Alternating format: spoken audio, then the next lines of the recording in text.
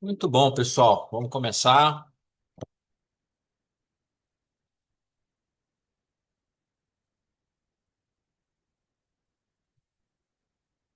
Muito bem. Bom, hoje a gente vai falar num assunto que eu já falei várias vezes, na verdade, né? Então, mas como fazia tempo que eu não voltava nesse assunto, então estamos voltando nele agora, apesar de eu ter olhado aí, né, no ano passado e uns 2 anos para trás também, a gente já falou nesse assunto, tá? É, Mas enfim, sempre vale a pena voltar nele porque os problemas que a gente tenta endereçar nessa nesse webinar são problemas que continuam existindo e tem mais gente, né, que está talvez encontrando esse problema agora pela primeira vez, né? A gente está, né, sempre aparece gente nova, gente que não, não me conhece ou não fez nenhum dos meus cursos, etc. Então eu vou tratar aqui de um assunto que é super comum, que é o fato de que em muitas empresas existe, especialmente em empresas de tamanho médio, vamos dizer assim, existe uma grande dificuldade de começar a fazer arquitetura. Então, o pessoal se interessa pelo assunto, às vezes vem fazer um curso comigo, por exemplo, o curso de TOGAF, que é um curso que prepara para certificação, mas é um curso que prepara para certificação, ensina o que é arquitetura, quais são os processos, etc. Mas o assunto arquitetura é um assunto muito complexo. Ele não é alguma coisa que você consiga, digamos assim, dominar simplesmente assistindo um curso, né? Então, o que acontece é que muita gente ao longo dos anos foi me perguntando, tá, mas por onde que eu começo, né? O que que eu faço? E existe uma tendência a acreditar que fazer arquitetura corporativa é muito difícil. Na verdade, é mesmo, né? Fazer arquitetura corporativa é difícil, né? Mas você não precisa começar difícil, né? Você pode começar suave, né? Então, estou usando aqui gíria da minha filha, né? Que o pessoal está falando hoje em dia, né? Suave, suave. Então, a ideia é que existe uma maneira de você começar isso da forma. Na verdade, não é que existe uma maneira. Eu acredito que a única maneira de você começar a fazer arquitetura é começando suave, é começando simples, porque senão você não vai conseguir. E o que mais assusta as pessoas, principalmente quando elas estudam o TOGAF, é verificar que o TOGAF ele é muito complicado, ele é muito complexo. Ele hoje, né, na sua versão 10, ele está com 500 páginas, sem considerar todos os guias os vários guias, né, que integram aí a biblioteca do TOGAF, que é, eu nem contei aí quantas páginas tem, né? Mas cada guia desse aí tem mais umas 100 páginas em média, né? Então, estamos falando aí de bem mais de 1.000 páginas, se você pegar toda a biblioteca do TOGAF. Então, é um assunto complexo. Então, teoricamente, né, o standard, né, que é a parte central da biblioteca do TOGAF, só o standard tem 500 páginas. Então, é um negócio complicado e, portanto, você olha para aquele negócio e não sabe por onde começar. Então, essa é a ideia da gente discutir algumas coisinhas aqui e mostrar qual é a minha proposta, né, de como a gente faz para começar suave, certo? Bom, então, como sempre, né, eu começo todas as minhas apresentações com esse slide aqui, né, que é o meu slide Arquitetura em 5 minutos, pelo menos para garantir que está todo mundo na mesma página, né? Então, a gente começa lembrando que a arquitetura corporativa não é TI. A arquitetura corporativa é alguma coisa que está relacionada com a estratégia. Então, toda empresa tem uma estratégia, toda empresa tem uma visão. Então, toda empresa tem um dono, certo? E o dono tem uma visão. A visão do dono é dizer o seguinte: bom, onde a gente quer estar daqui a 5 anos? Quem a gente quer ser daqui a 5 anos? Esse dono pode ser um dono mesmo, uma pessoa física, um fundador, alguma coisa assim, ou pode ser alguém que representa os donos, né? Sei lá, um conselho de administração de uma empresa aberta, né? E assim por diante, né? Os executivos de uma empresa pública e assim vai. Então tem alguém que ou é o dono ou representa o dono, e é responsabilidade do dono definir qual que é essa visão, aonde ele quer chegar. Com base nisso aí, é desenvolvido o quê? Um planejamento estratégico. Então, é criado uma estratégia. E o que que é estratégia? Estratégia é o caminho que eu vou seguir para chegar na minha visão. Ok. Só que isso não é suficiente, porque você precisa saber do que você vai precisar. Então, a primeira coisa que vai acontecer é que o dono da empresa vai chamar o tal do arquiteto e vai dizer para o arquiteto o seguinte: senhor arquiteto, a nossa visão é essa aqui, tá? A gente quer chegar em tal lugar e o que que a gente vai precisar para chegar lá? Então, o arquiteto ele vai responder essa pergunta. O arquiteto vai dizer o que que o cara precisa levar na mochila e que cara que a empresa vai ter na hora que a empresa estiver pronta. Então, eu sempre dou esse exemplo, porque todo mundo entende. Vamos supor que a empresa ela está muito mal vista no mercado. Né? Então, o dono da empresa vira para o arquiteto e fala: olha, a gente está perdendo market share, estamos perdendo para a concorrência, os clientes estão indo embora, os clientes nos odeiam. Né? Eles passam na porta da empresa e jogam ovo podre. Então, a nossa visão é reverter isso aí e que em 5 anos a gente consiga ser a empresa mais querida do mercado. O que que eu preciso para chegar lá? O arquiteto olha daqui, olha dali e fala: bom, você vai precisar de um excelente processo de atendimento ao cliente. Agora, mesmo que o processo de atendimento ao cliente seja muito bom, você precisa dar uma segunda chance para o cliente, né? Se o cliente não ficar satisfeito quando ele tiver uma reclamação, então você precisa ter uma ouvidoria. A gente precisa ter produtos de boa qualidade.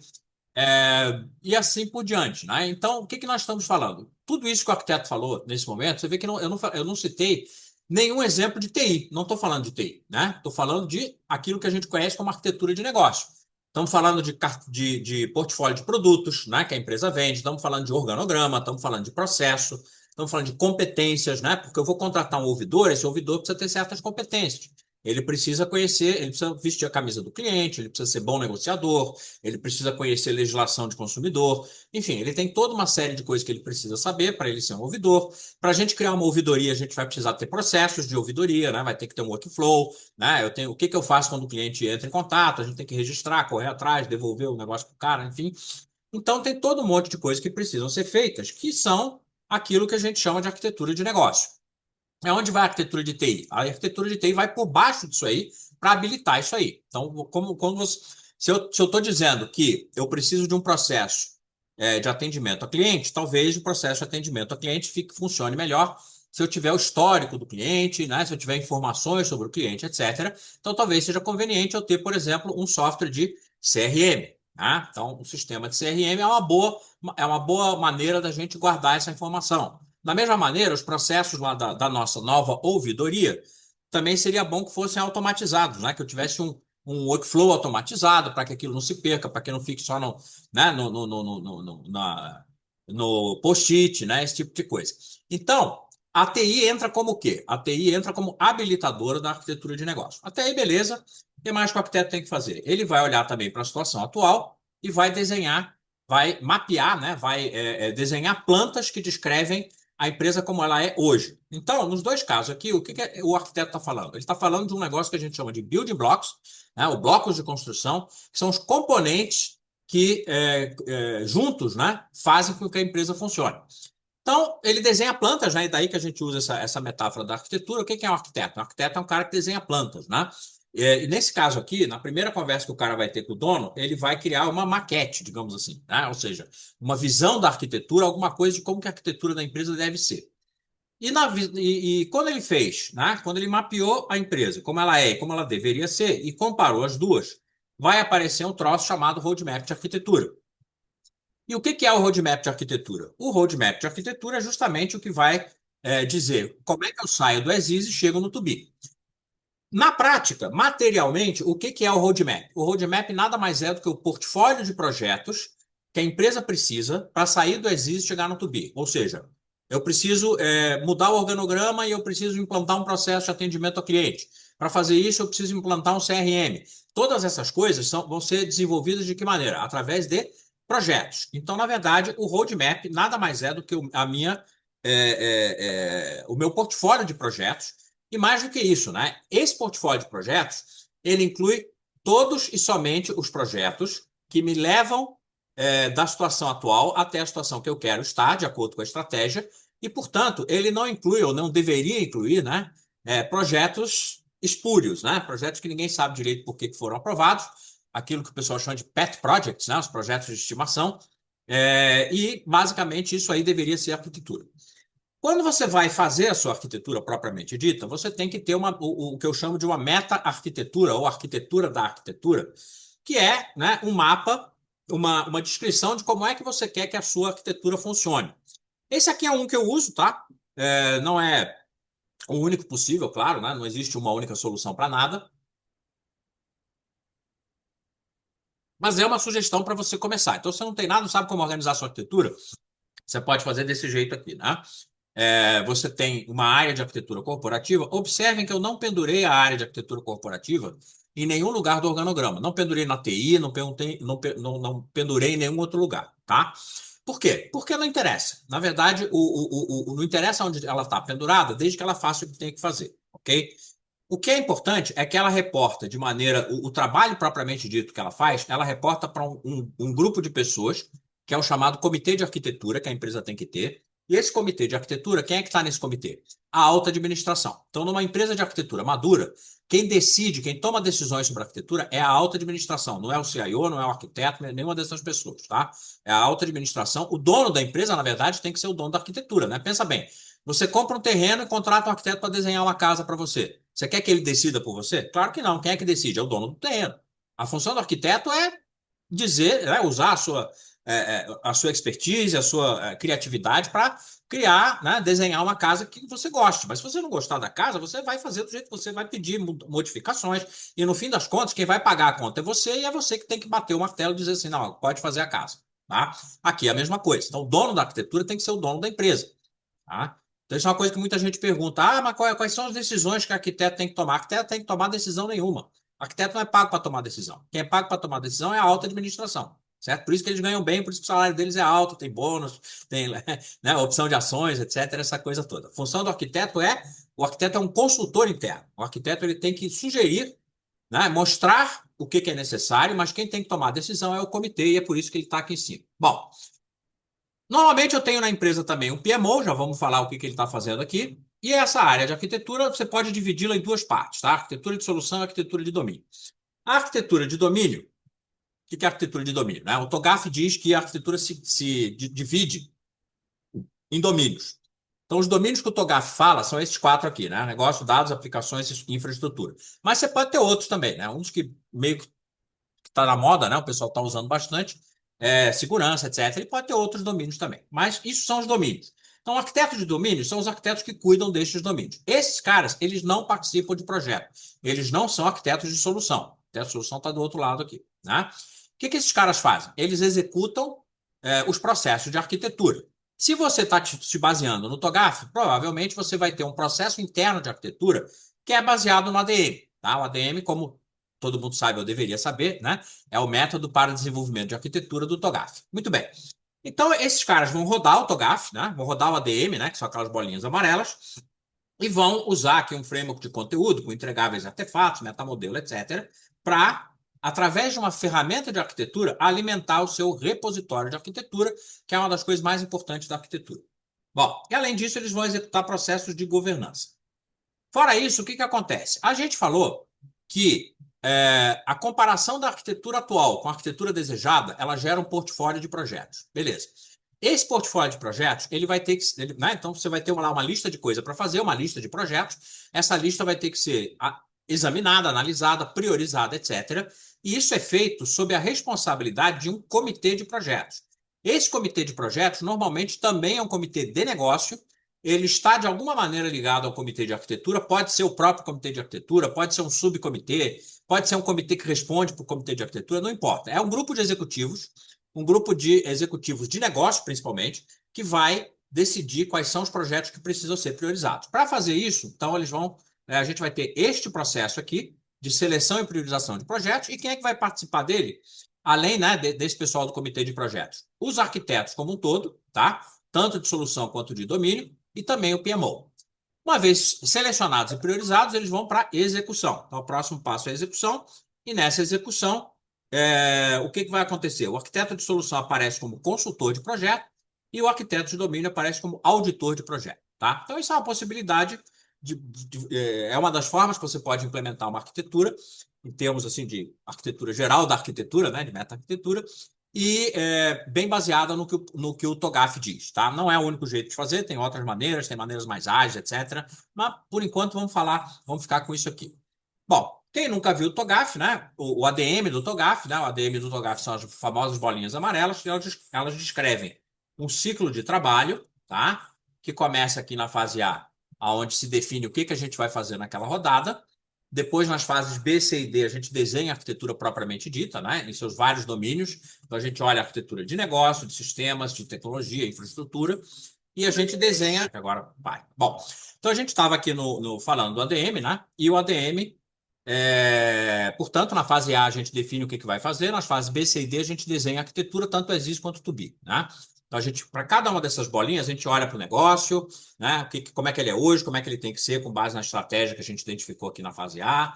Depois a gente faz a mesma coisa para os sistemas, né? Que sistemas que eu preciso para habilitar essa arquitetura de negócio que eu desenhei, como é que tem que ser a infra de TI para rodar os sistemas, assim por diante.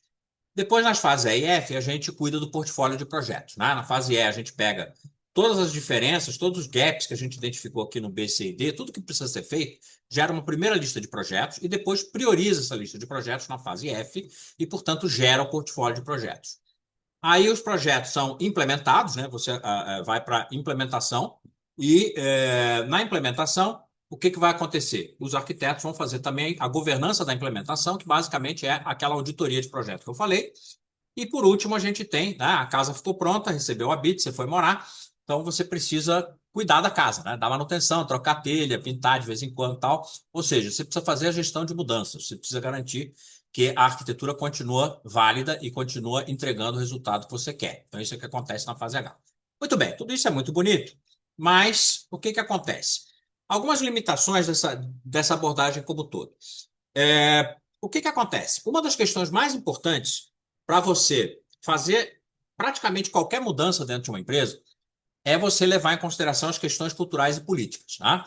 Então, e o TOGAF ele fala disso, né? Ele tem até algumas técnicas para ajudar nesse sentido, mas o TOGAF ele é basicamente um modelo de processo, né? Então ele não pode nem pode aprofundar muito nesse assunto.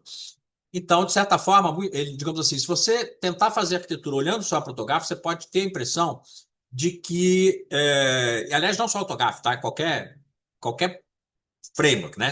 Isso vai acontecer com PMBOK, com Safe, com Scrum, com CMM, com qualquer outra coisa. Você sempre vai ter esses problemas culturais e políticas que o modelo em si não cuida, né? Não endereça. Muito bem. Além disso, nós temos o problema que eu já falei, que é a complexidade do TOGAF. Ele é grande, ele tem 500 páginas, ele é difícil de entender. E isso leva, né, a uma visão de que o TOGAF não é ágil, né? Que na verdade ele é complexo, por ser complexo, ele acaba sendo muito, digamos assim, difícil de ser implantado. A gente ouve isso muito, né? A gente não usa o TOGAF porque o TOGAF é muito amarrado, ele é muito cascata, a gente aqui é ágil, não sei o quê. Eu tenho um webinar aqui, depois, né, vocês entram lá no canal, né, no nosso canal de YouTube, que tem todos os webinars passados. Eu tenho um webinar especificamente falando sobre esse assunto, né? Sobre se o TOGAF é ou não é ágil, pode ou não pode ser ágil, né? Então, essa questão da agilidade. Então, não vou aprofundar nisso aqui agora, mas existe essa percepção, né? De que o TOGAF não pode ser ágil. Então, para resolver isso tudo aí, eu criei ao longo dos anos aí o que eu chamei de modelo ACE, ou Arquitetura Corporativa Essencial, que basicamente é uma customização do TOGAF. Então, esse é um ponto importante. Primeiro ponto. O TOGAF ele foi feito para ser customizado. Não pode usar o TOGAF sem customizar, certo? Vamos supor, nunca aconteceu, né? Graças a Deus, mas vamos supor que eu entre numa empresa, né, e pergunte para os caras sobre arquitetura e o cara me responde assim: não, a gente já implantou 100% do TOGAF, estamos 100% conformes com o TOGAF. Bom, primeiro que isso não existe, né? Mas se o cara pegou e implantou tudo do TOGAF do jeito que está escrito no TOGAF, eu já sei que o cara fez besteira. Porque ele não levou em consideração a cultura da empresa, as relações de poder, a história da empresa, o tamanho, a indústria, todas as coisas que influenciam nessa customização. Então, o TOGAF sempre, sem nenhuma exceção, precisa ser customizado para cada empresa. Não existem duas implementações iguais de arquitetura, ok? Bom, se isso é verdade, então como é que a gente começa essa customização? Então, por conta disso, eu criei essa arquitetura corporativa essencial, que nada mais é do que uma customização do TOGAF. Claro, do mesmo jeito que o TOGAF não vai ser, né, que vai ter que ter uma cara diferente em cada empresa, o ACE também. A vantagem do ACE, por que eu criei o ACE? Para simplificar o início, para começar mais fácil, tá? E qual foi a ideia por trás disso aí? A ideia foi utilizar e por isso eu usei o nome essencial. A ideia foi a seguinte: se eu pegar o TOGAF e espremer, o que sobra? O que seria um TOGAF bare bones, né? O que é o mínimo possível que você pode ter no TOGAF para começar a trabalhar? Então, assim, tipo, se você pega o TOGAF, começa a ler as 500 páginas e fala: olha, isso aqui eu não preciso, isso aqui eu faço depois, isso aqui, blá, blá, blá. O que sobra? Tá? Então, o que sobra é o que eu chamei de ACE e que ele tem algumas características, né? Então, em primeiro lugar, ele é, né, uma customização do TOGAF, então ele não é um outro modelo, não é um concorrente do TOGAF, ele é o TOGAF, mas é um TOGAF, digamos assim, pré-customizado. Você não vai ter que customizar o TOGAF de qualquer jeito. Então, em vez de você customizar a partir do TOGAF inteiro, que já é muito complicado, você pode customizar a partir do ACE. Claro, da mesma maneira que não tem duas empresas com dois TOGAF, né, com o mesmo TOGAF, não vai ter duas empresas com o mesmo ACE. Mas você começa do jeito mais simples possível, tá? E aí, você vai ter o seguinte: o que é, portanto, esse? Ele é uma customização do TOGAF com reforço dos aspectos culturais e políticos. Então, eu coloquei algumas coisas. Tipo assim, se por um lado eu simplifiquei o TOGAF nessa customização, eu acrescentei algumas coisas que eu acho que são importantes e que o TOGAF não reflete tão bem, né? Como, portanto, as questões culturais e políticas, né? A ênfase na implantação iterativa. Então, a partir do princípio, o TOGAF ele diz que você pode trabalhar de maneira iterativa, ou seja, você pode criar uma versão ágil do TOGAF. Tá? Ele, inclusive, tem um capítulo inteiro lá, né, dentro do TOGAF que explica como é que faz isso aí. Mas ainda assim é muito complicado. Então, para simplificar, eu nem dei segunda chance. Né? Então, digamos assim, eu disse que no ACE a implantação é, por definição, iterativa, da maneira mais ágil possível. E eu fiz uma simplificação drástica aí de processo e conteúdos. Então, cada bolinha amarela lá do TOGAF tem uma série de, né, cada bolinha tem uma lista de entradas, de atividades e de saídas. Eu fiz uma limpeza grande, né, nas entradas e nas saídas e tanto quanto possível nas atividades também. É mais difícil, né, porque as atividades do TOGAF não tem muito como fugir das coisas que estão ali, mas em termos de entradas e saídas eu fiz uma grande simplificação, tá? E fiz algumas outras mudanças, tá? Uma mudança que eu fiz, né, foi criar esse método planta, nome bonitinho aqui, né? Planta, ó, Planta, né? Funcionou bonitinho. O que é o planta? Ele é uma reorganização do próprio ADM. Algumas coisas são um para um, né? Simplesmente, por exemplo, né? A fase preparar nada mais é do que a fase preliminar. A fase liderar nada mais é do que a fase A. Até aí não tem grande mudança, a não ser, como eu falei, né? A redução, o recorte, né? A simplificação que eu fiz das entradas e saídas e de algumas atividades. Mas aqui tem uma mudança maior, que na verdade não é uma ideia original minha, né? Aliás, nada disso que eu estou mostrando aqui para vocês é ideia original minha, tá? A única coisa que é original é juntar tudo num pacote só, porque várias pessoas fazem isso. Então, uma das coisas que eu fiz foi juntar as fases B, C e D numa fase só, que eu chamei de analisar. Isso aqui é uma customização bastante comum por aí, tá?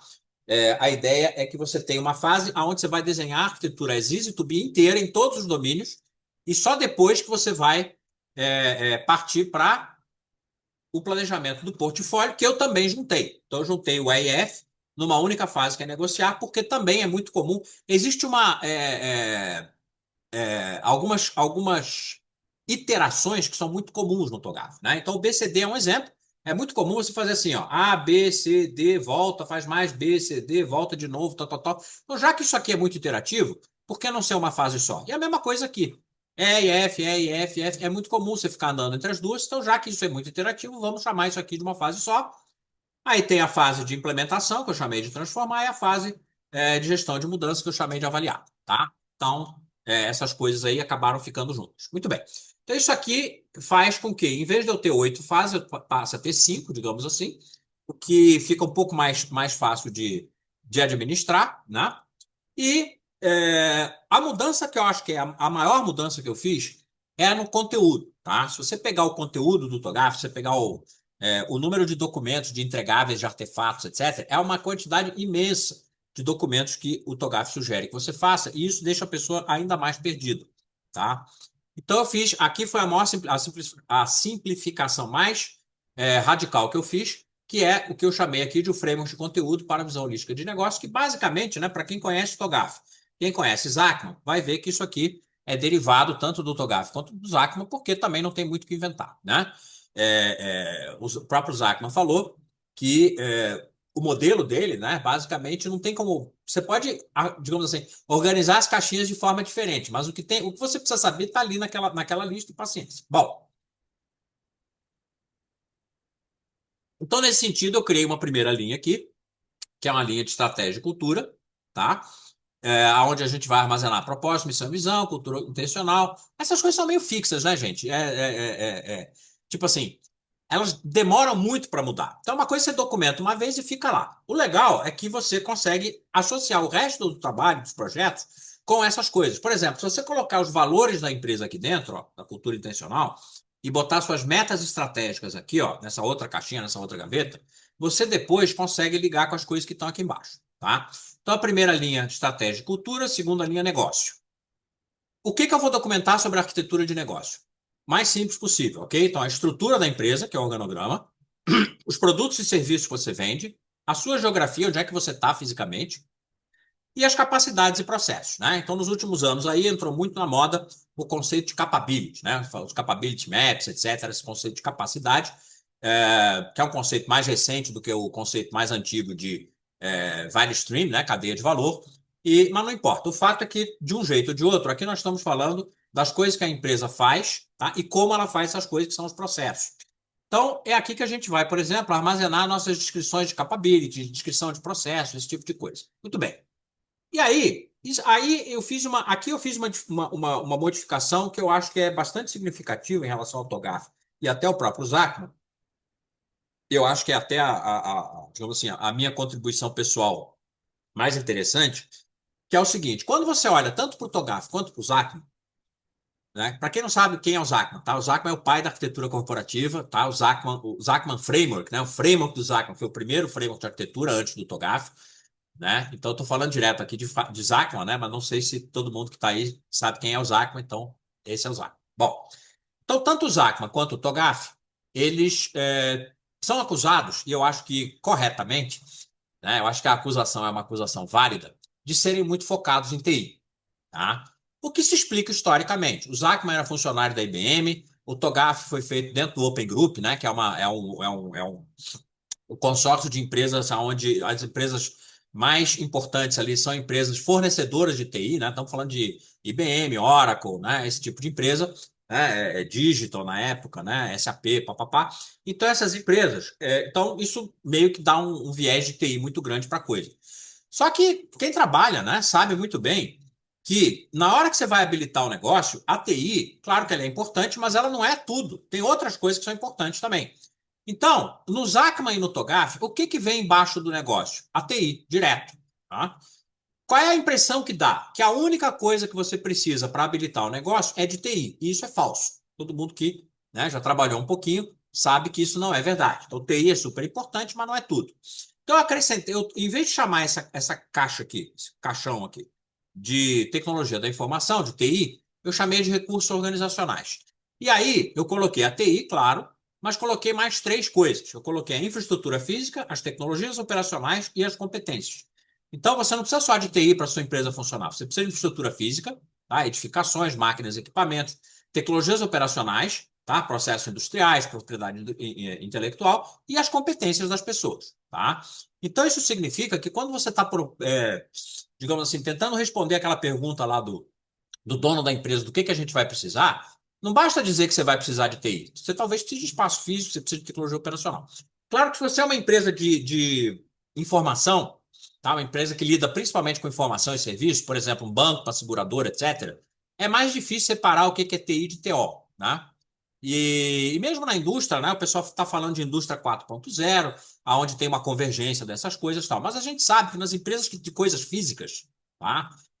Empresas de comércio, indústria, etc., normalmente ela tem uma série de tecnologias que não são TI e que, inclusive, não é a TI que cuida. Tem lá uma área de engenharia, de operações, sei lá. Pensa numa Petrobras da vida, né? O que é o que é ter TI na Petrobras? A TI da Petrobras é igual a TI de todo mundo. Ela faz as coisas que todo mundo faz, tem os mesmos, né, roda os mesmos sistemas que todo mundo tem. Mas a tecnologia operacional é totalmente diferente e totalmente separada. Então, o que é a tecnologia operacional da Petrobras? É a tecnologia operacional que vai lá, né, responde a essas perguntas. Como é que eu tiro o petróleo do fundo do oceano? Como é que eu refino esse petróleo? Como é que eu distribuo esse petróleo? Tal. Isso é tecnologia operacional. Tá? Que tipo de navio eu preciso ter? Como é que precisa ser a plataforma? Então, isso é muito claro quando a gente está falando de indústria, e talvez não seja tão claro em empresas de informação, mas tudo bem. Então, está aqui. E aí eu tenho aqui alguns exemplos, né? Uma das coisas que a gente quer ter quando a gente tem arquitetura corporativa é a capacidade de fazer análise de impacto e análise de risco. E a gente faz isso através de um negócio chamado rastreabilidade. O que é a rastreabilidade? Isso aqui, digamos assim, é um portal, né, para o seu repositório. É a capa aqui do seu repositório de arquitetura. O que que tem dentro das gavetas aqui? As gavetas têm plantas, elas têm artefatos, elas têm desenhos, diagramas, coisas desse jeito, desse tipo. Mas eu preciso ter um link entre essas coisas todas para eu ser capaz, por exemplo, de fazer análise de impacto. Eu quero saber, por exemplo, se eu definir uma determinada meta estratégica, qual é o impacto na estrutura do organograma? Então, aquela história. Se eu tenho lá uma meta estratégica de encantar o cliente, isso vai impactar a estrutura, porque eu vou precisar de uma ouvidoria, para a gente ficar no mesmo exemplo, né? Então, ó, isso vai mexer no organograma, precisa de uma ouvidoria. Além disso, vai mexer nos processos, né? Se a empresa mais querida do mercado vai exigir mexer e melhorar o processo de atendimento a cliente, o processo de treinamento de vendedor, e tudo isso, tá? E outras coisas também, tá? Eu só estou dando um exemplo parcial aqui. Se eu vou mexer na estrutura, eu preciso ver a infraestrutura física, tá? Então eu vou ter uma ouvidoria. Como que vai ser essa ouvidoria? Ela vai ser uma ouvidoria centralizada, remota? Esse ouvidor vai sentar onde? Vai sentar na sede da empresa? Ou vai trabalhar em casa? Né? Ou será que eu vou ter um guichezinho de ouvidoria em todas as minhas lojas, filiais, etc. Então eu preciso prover espaço físico para isso. Vamos supor que a gente decide que a gente quer ter uma ouvidoria em cada uma das nossas lojas. Então eu vou precisar mexer, né, na no layout das minhas lojas para ter um espaço físico ali para o funcionário da ouvidoria ficar. Beleza, o que mais? Eu preciso mexer nas competências, tá? Então, se eu vou mexer no organograma e vou criar uma ouvidoria, quem vai ser esse ouvidor? Qual é a cara que tem que ter esse ouvidor? Quais são os conhecimentos, habilidades e atitudes, né? O famoso chá do RH, né? Então, quais são os conhecimentos que o ouvidor precisa ter? Quais habilidades? Quais as atitudes? Então, eu preciso ter uma descrição de quem é esse cara. Da mesma maneira, se eu vou mexer em processo, aí sim, eu provavelmente vou ter que mexer em tecnologia da informação. Então, eu quero ter um processo bom de atendimento ao cliente, talvez eu precise implantar um CRM. Então, aí, capacidade de processo vai depender aqui de uma mudança na tecnologia da informação. E também vai mexer nas competências. Se eu vou melhorar o processo de atendimento ao cliente, eu preciso treinar o pessoal que atende o cliente. E assim por diante. Da mesma maneira, se eu olhar de baixo para cima, eu tenho uma análise de risco, tá? Então, por exemplo, o velho exemplo que eu sempre dou, né, é o seguinte: se cair um servidor, qual é o impacto para a empresa? A gente viu, tem visto recentemente isso aí acontecer, né? Aconteceu esse problema aí da AWS, né? Agora no mês passado, e foi um exemplo. Eu fiz até um webinar, né? Quem não esteve, eu convido, né? Depois vocês entram lá no canal do YouTube para ver o webinar que a gente fez um comentário sobre, sobre a questão aí da AWS, né? O nome do webinar Todo Arquiteto é Arquiteto de Negócio, tá? Porque aquilo foi um bom exemplo de uma arquitetura de infra mal feita. Não na AWS, né? A AWS tem lá o SLA deles, né? Inclusive, até onde eu vi, eles estavam dentro do SLA, né? Ou seja, o problema foram as empresas que colocaram toda a sua operação em cima da AWS, sem backup, né, sem nenhum backup, sem nenhum plano B, sem nenhum plano de contingência. E aí a AWS saiu do ar, saiu todo mundo do ar. E o que que acontece? Numa situação desse tipo, é aquela história. Se cair este servidor, vai cair o CRM. Se cair o CRM, para o atendimento ao cliente, né? Então tá aqui, ó, para o atendimento ao cliente. Se parar o atendimento ao cliente, aquela minha meta de encantar o cliente foi para o beleléu, porque o cliente vai ligar e vai, né? E vai ouvir aquela frase, né? Tipo, o senhor pode estar ligando mais tarde porque o sistema está fora do ar? Então a gente não quer que isso aconteça. Da mesma maneira, eu posso ter um problema de edificação, né? A gente tem tido aí vendaval, falta de luz, enchente, né? Greve de caminhoneiro, todas essas coisas podem fazer, por exemplo, com que o site da sua empresa não seja acessível. Você tem um plano B para isso? Tá? Então isso impacta a estrutura do organograma, né? Tipo assim, se um dos meus sites, uma das minhas fábricas, ou um dos, né, uma das minhas coisas não tiver acessível, qual é o meu plano de contingência? Por exemplo, quando eu trabalhava em banco, lá, muitos anos atrás, em São Paulo, né? Eu trabalhava no Lloyds Bank e a gente tinha um plano de contingência lá, no caso de ter. Sempre tinha greve de bancário, né? Na época tinha greve de bancário todo ano e às vezes os caras faziam piquete na porta dos bancos. Tinha um plano de contingência para isso. Então, tipo assim, se os caras fizessem piquete na porta do banco e ninguém conseguisse entrar, como é que a gente ia entrar né? O skeleton crew, né? A equipe esqueleto, que para tocar a empresa, né, para ligar os computadores, fazer o mainframe rodar, etc., tinha um plano de contingência de entrar o pessoal pelo telhado, pelo teto, porque tinha, o prédio tinha lá um heliponto, né? Então a ideia era que os caras, né, o pessoal já estava todo mundo treinado para isso, eles iam lá para o aeroporto de Congonhas, iam pegar um helicóptero e iam descer os caras no teto do banco, né? No teto do prédio onde o banco funcionava. Então esse é um exemplo aqui desse tipo de coisa, tá? Se uma máquina quebrar, quais são os processos que param, tá? Isso aí, qual é, no final de contas, o resultado global em relação às metas? Se faltar uma competência, quais são os processos que param? Como é que vai faltar uma competência? Por exemplo, aquela velha história. Você tem um processo que só o Zezinho conhece, tem um sistema que só fulaninho mexe. Então, é um problema de disponibilidade de competência. Se esse cara tiver uma dor de barriga ou pedir demissão, como é que fica a empresa? É um problema de competência. Então, o legal dessa história toda aqui é a gente ver que, quando a gente olha para isso tudo aqui, a gente passa a ter uma arquitetura realmente corporativa. Porque, pensa bem, corporativa significa o quê, né, gente? Todo mundo, né? Corporativo. Em vez de ter só uma arquitetura de TI que tem lá um pedacinho de arquitetura de negócio atachado, você passa a ter todo mundo. Então, além de ter as áreas de negócio, papapá, o pessoal de TI, eu passo a ter o pessoal de engenharia, de infraestrutura, RH. Então, todo mundo passa a participar do trabalho de arquitetura, porque quem é que vai fornecer essas informações? Quem é que vai identificar e listar as competências? Tipicamente, quem faz isso, ou pelo menos ajuda a fazer, é o RH, né?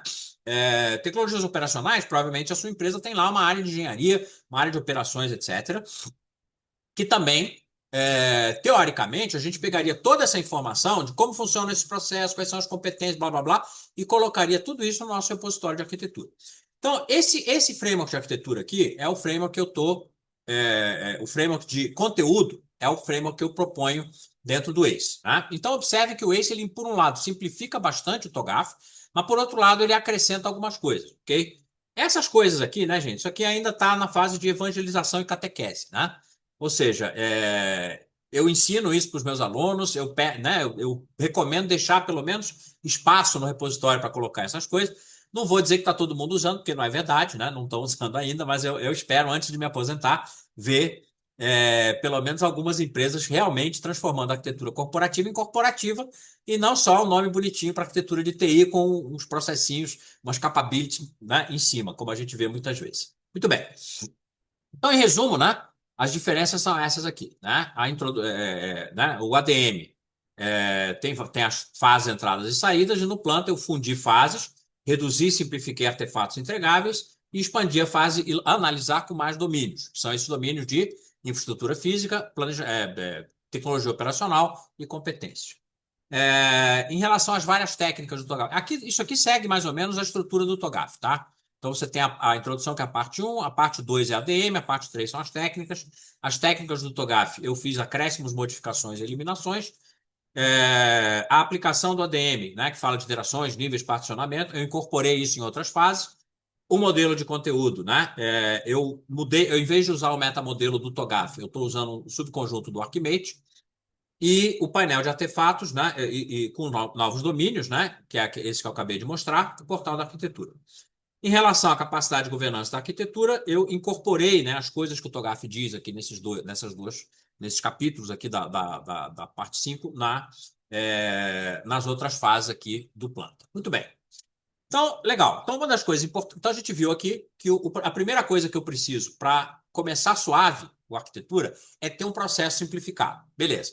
Basta isso? Não, não basta isso. Porque aí tem a segunda grande problema que todo mundo tem, que é a questão de ferramenta. Tá? Ainda hoje em dia, tem muita gente fazendo arquitetura corporativa usando Office Visio. Tá? Office Visio não é ferramenta de arquitetura. Nem o famoso Draw.io, nem nada disso. Esses desenhadores só servem para você desenhar caixinhas e bolinhas. Mas essas caixinhas e bolinhas não tem nada por trás delas. Tá? Elas não são objetos, elas são retângulos, elas são figuras que não têm substância por trás. Então, você é incapaz de, usando aqui Visio, Office, etc., por exemplo, fazer uma análise de impacto ou uma análise de rastreabilidade, né? Uma análise de risco que nem eu acabei de mostrar. Eu não consigo fazer essas ligações, né? Eu não consigo ligar essas coisas todas aqui. Né? Eu não consigo perguntar se eu mexer aqui, impacta o quê? Nada disso. Você teria que fazer no olho isso aí. Né? Tem que abrir um monte de PowerPoint, um monte de PDF para conseguir fazer isso aí. Então, não é. Muito bem. Durante muitos e muitos anos, quando eu comecei a trabalhar com arquitetura aí na década de 2000, né? E quando a gente começou a fazer o curso de arquitetura em 2009, foi a primeira turma do curso, o que que vai acontecer? Naquela época, ninguém tinha, era muito poucas, havia poucas ferramentas no mercado, tá? Principalmente aqui no Brasil, tinha pouca, enfim, as poucas empresas que tinham, que forneciam ferramentas de arquitetura, é, poucas delas estavam no Brasil, e também tinha um problema de que essas ferramentas eram extremamente caras, tá? Então o pessoal tinha uma boa desculpa para não ter ferramenta, que era o fato dela ser cara. E de fato, né? De lá para cá, essa situação mudou no seguinte sentido: surgiram novas ferramentas de arquitetura, tá? Essas ferramentas de arquitetura vieram para o Brasil, então hoje você tem uma gama muito maior aí de opções, né? Então, você tem lá um programa de certificação do Open Group que bota um carimbo na ferramenta dizendo se ela é compatível com o TOGAF ou não. E tem o quadrante mágico do Gartner que meio que lista e compara essas ferramentas e dá para você saber quais são essas ferramentas, tá?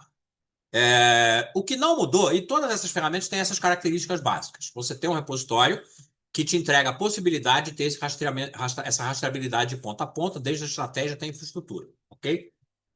A maioria deles tem algum tipo de capacidade de modelagem, todos eles têm uma capacidade de customização. Então, aqui estão, eu trouxe aqui para vocês verem a última versão aqui do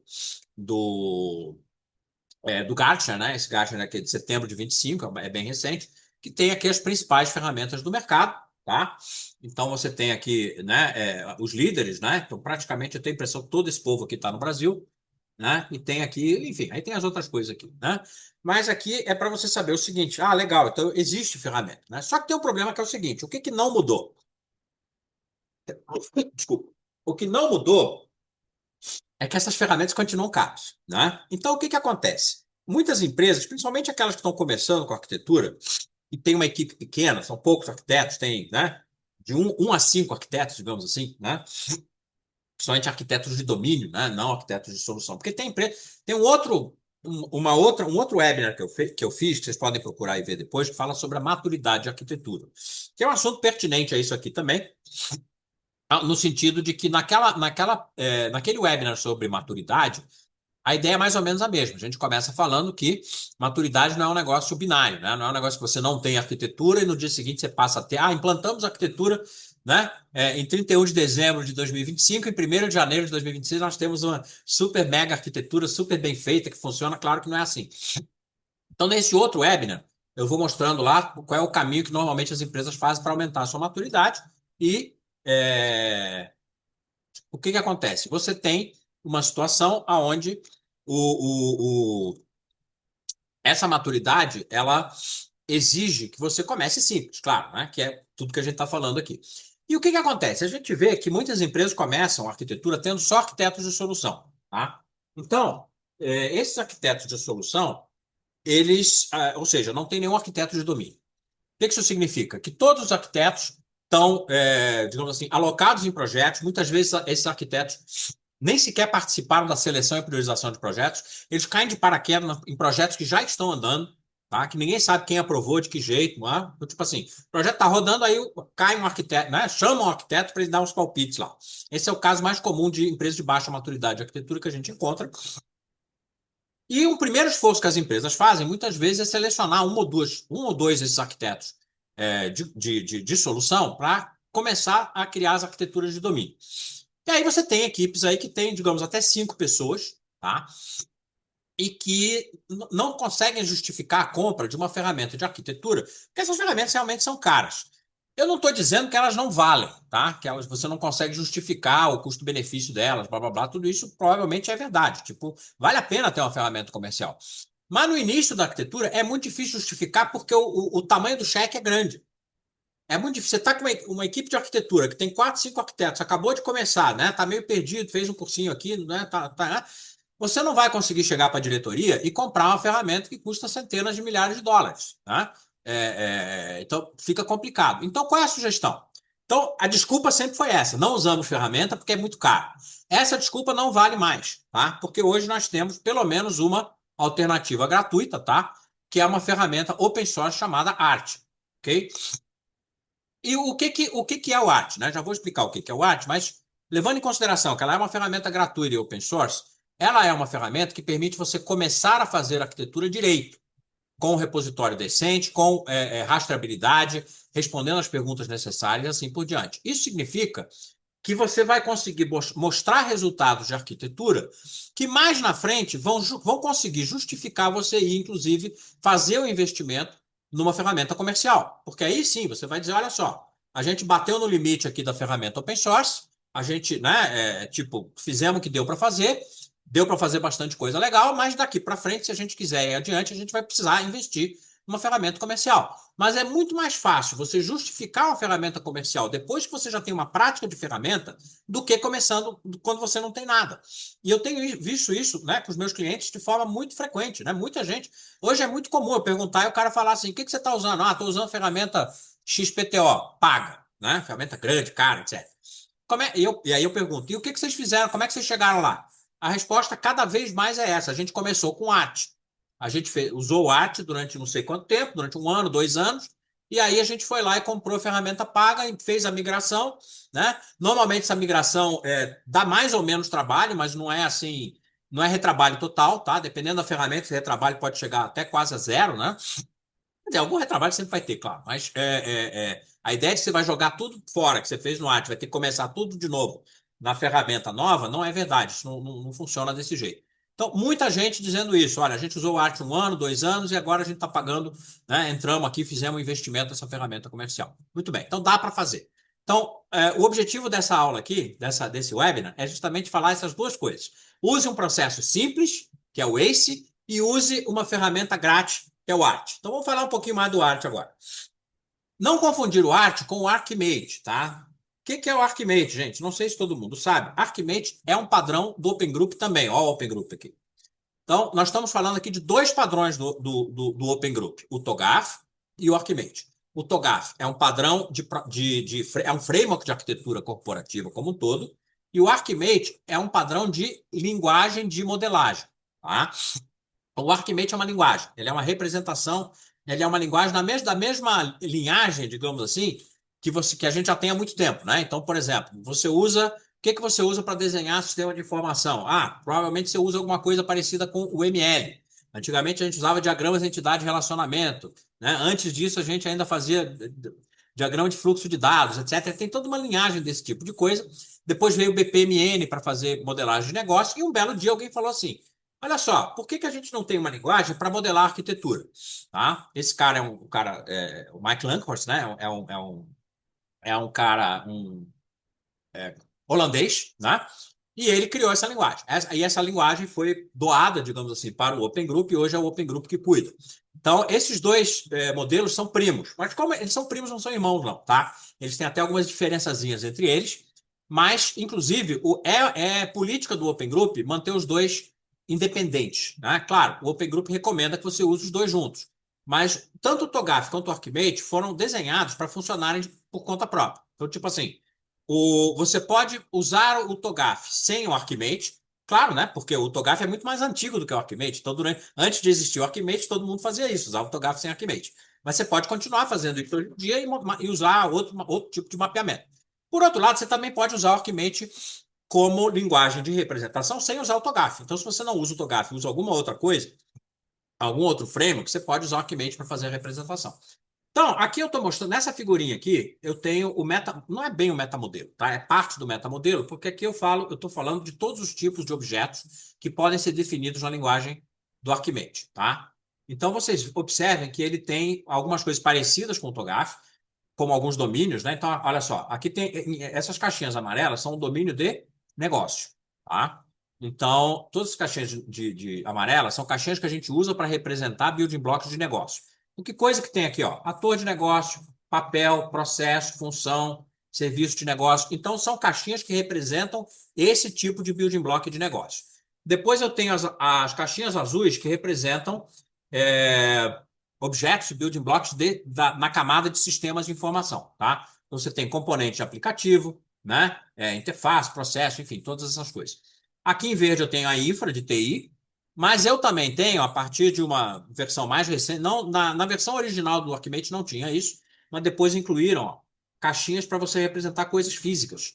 Então, aquelas camadas que eu tenho lá, que lembra que eu falei? Máquinas, equipamentos, edificações, etc.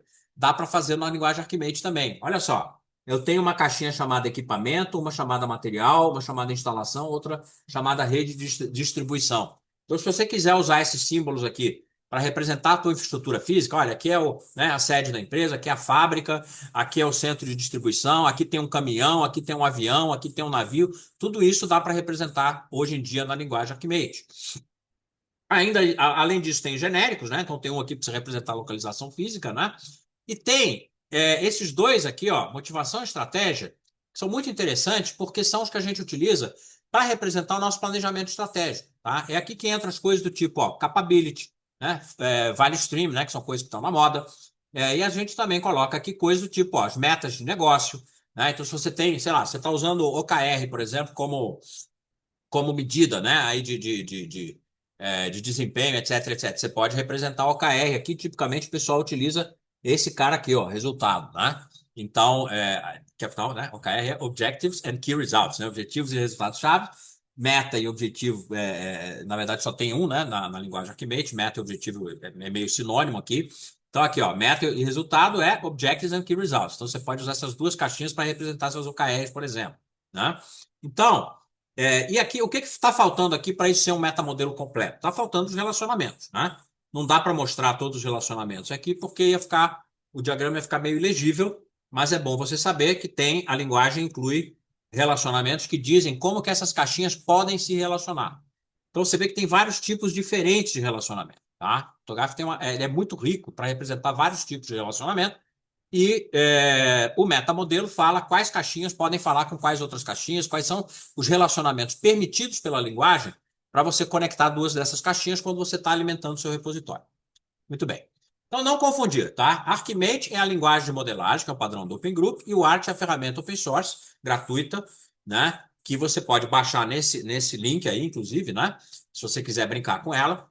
E é uma ferramenta que é muito interessante.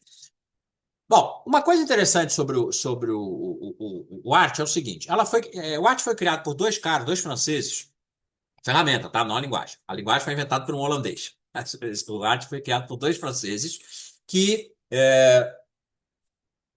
quando eles criaram a ferramenta, eles pensaram nela como uma coisa meio que para demonstração, para ensino. Eles falam claramente que o objetivo da ferramenta era popularizar o uso da linguagem Arquimate. Esse era o objetivo inicial deles, né? Eles nem tinham o objetivo de ser uma ferramenta, digamos assim, de produção, né? De arquitetura corporativa. Só que o pessoal estava nessa situação. Tipo assim, ou eu pago né, uma baba de dinheiro por uma ferramenta paga, ou eu uso esse cara aqui que é grátis e começaram a usar. Aí um outro povo foi lá e criou um plugin para essa ferramenta, né, que é um plugin de colaboração. Isso permite que você guarde o seu repositório, em vez de você guardar num arquivo local no seu HD, que é como era originalmente, você guarda isso no repositório GitHub. Então você põe lá o repositório, e aí o que acontece? Você consegue ter o acesso por várias pessoas. Por isso que eu falei, numa equipe de até umas 5 pessoas, tal, dá tranquilo para todo mundo acessar o mesmo repositório. Não dá para fazer acesso simultâneo, tá? As ferramentas pagas permitem acesso simultâneo. Então é um modelo de checkout check-in, né? Então, tipo assim, eu pego um documento, pego, por exemplo, um diagrama para modificar, enquanto eu estou mexendo naquilo, ninguém mais pode mexer. Então não dá para todo mundo trabalhar, por exemplo, no mesmo diagrama ao mesmo tempo, isso aí dá confusão. Mas dá para trabalhar a gente tem experiência, né, prática aí de vários clientes que andaram fazendo isso nos últimos anos, com equipes que você colocando um pouquinho de governança, um pouquinho de disciplina na equipe, né, para o pessoal trabalhar junto, dá para fazer coisas bem bacanas, tá? Então isso aqui. Enfim, como é que a gente começa, né, suave, digamos assim, né? Então, como é que seria esse começo suave? Tipicamente, a gente faz isso através de um projeto piloto, tá? A primeira coisa que você tem que conseguir, evidentemente, é patrocínio. Sem patrocínio não vai começar nada, certo? Então tá aí como primeiro na lista. Esse patrocínio, atenção, não basta ter patrocínio da TI. Ah, eu sou arquitetura, né? O CIO me apoia. Bom, graças a Deus, né? Porque se nem o CIO tivesse te apoiando, você estava perdido mesmo, né? Mas não basta. Você precisa arrumar patrocínio na área de negócio, ok? Você precisa arrumar.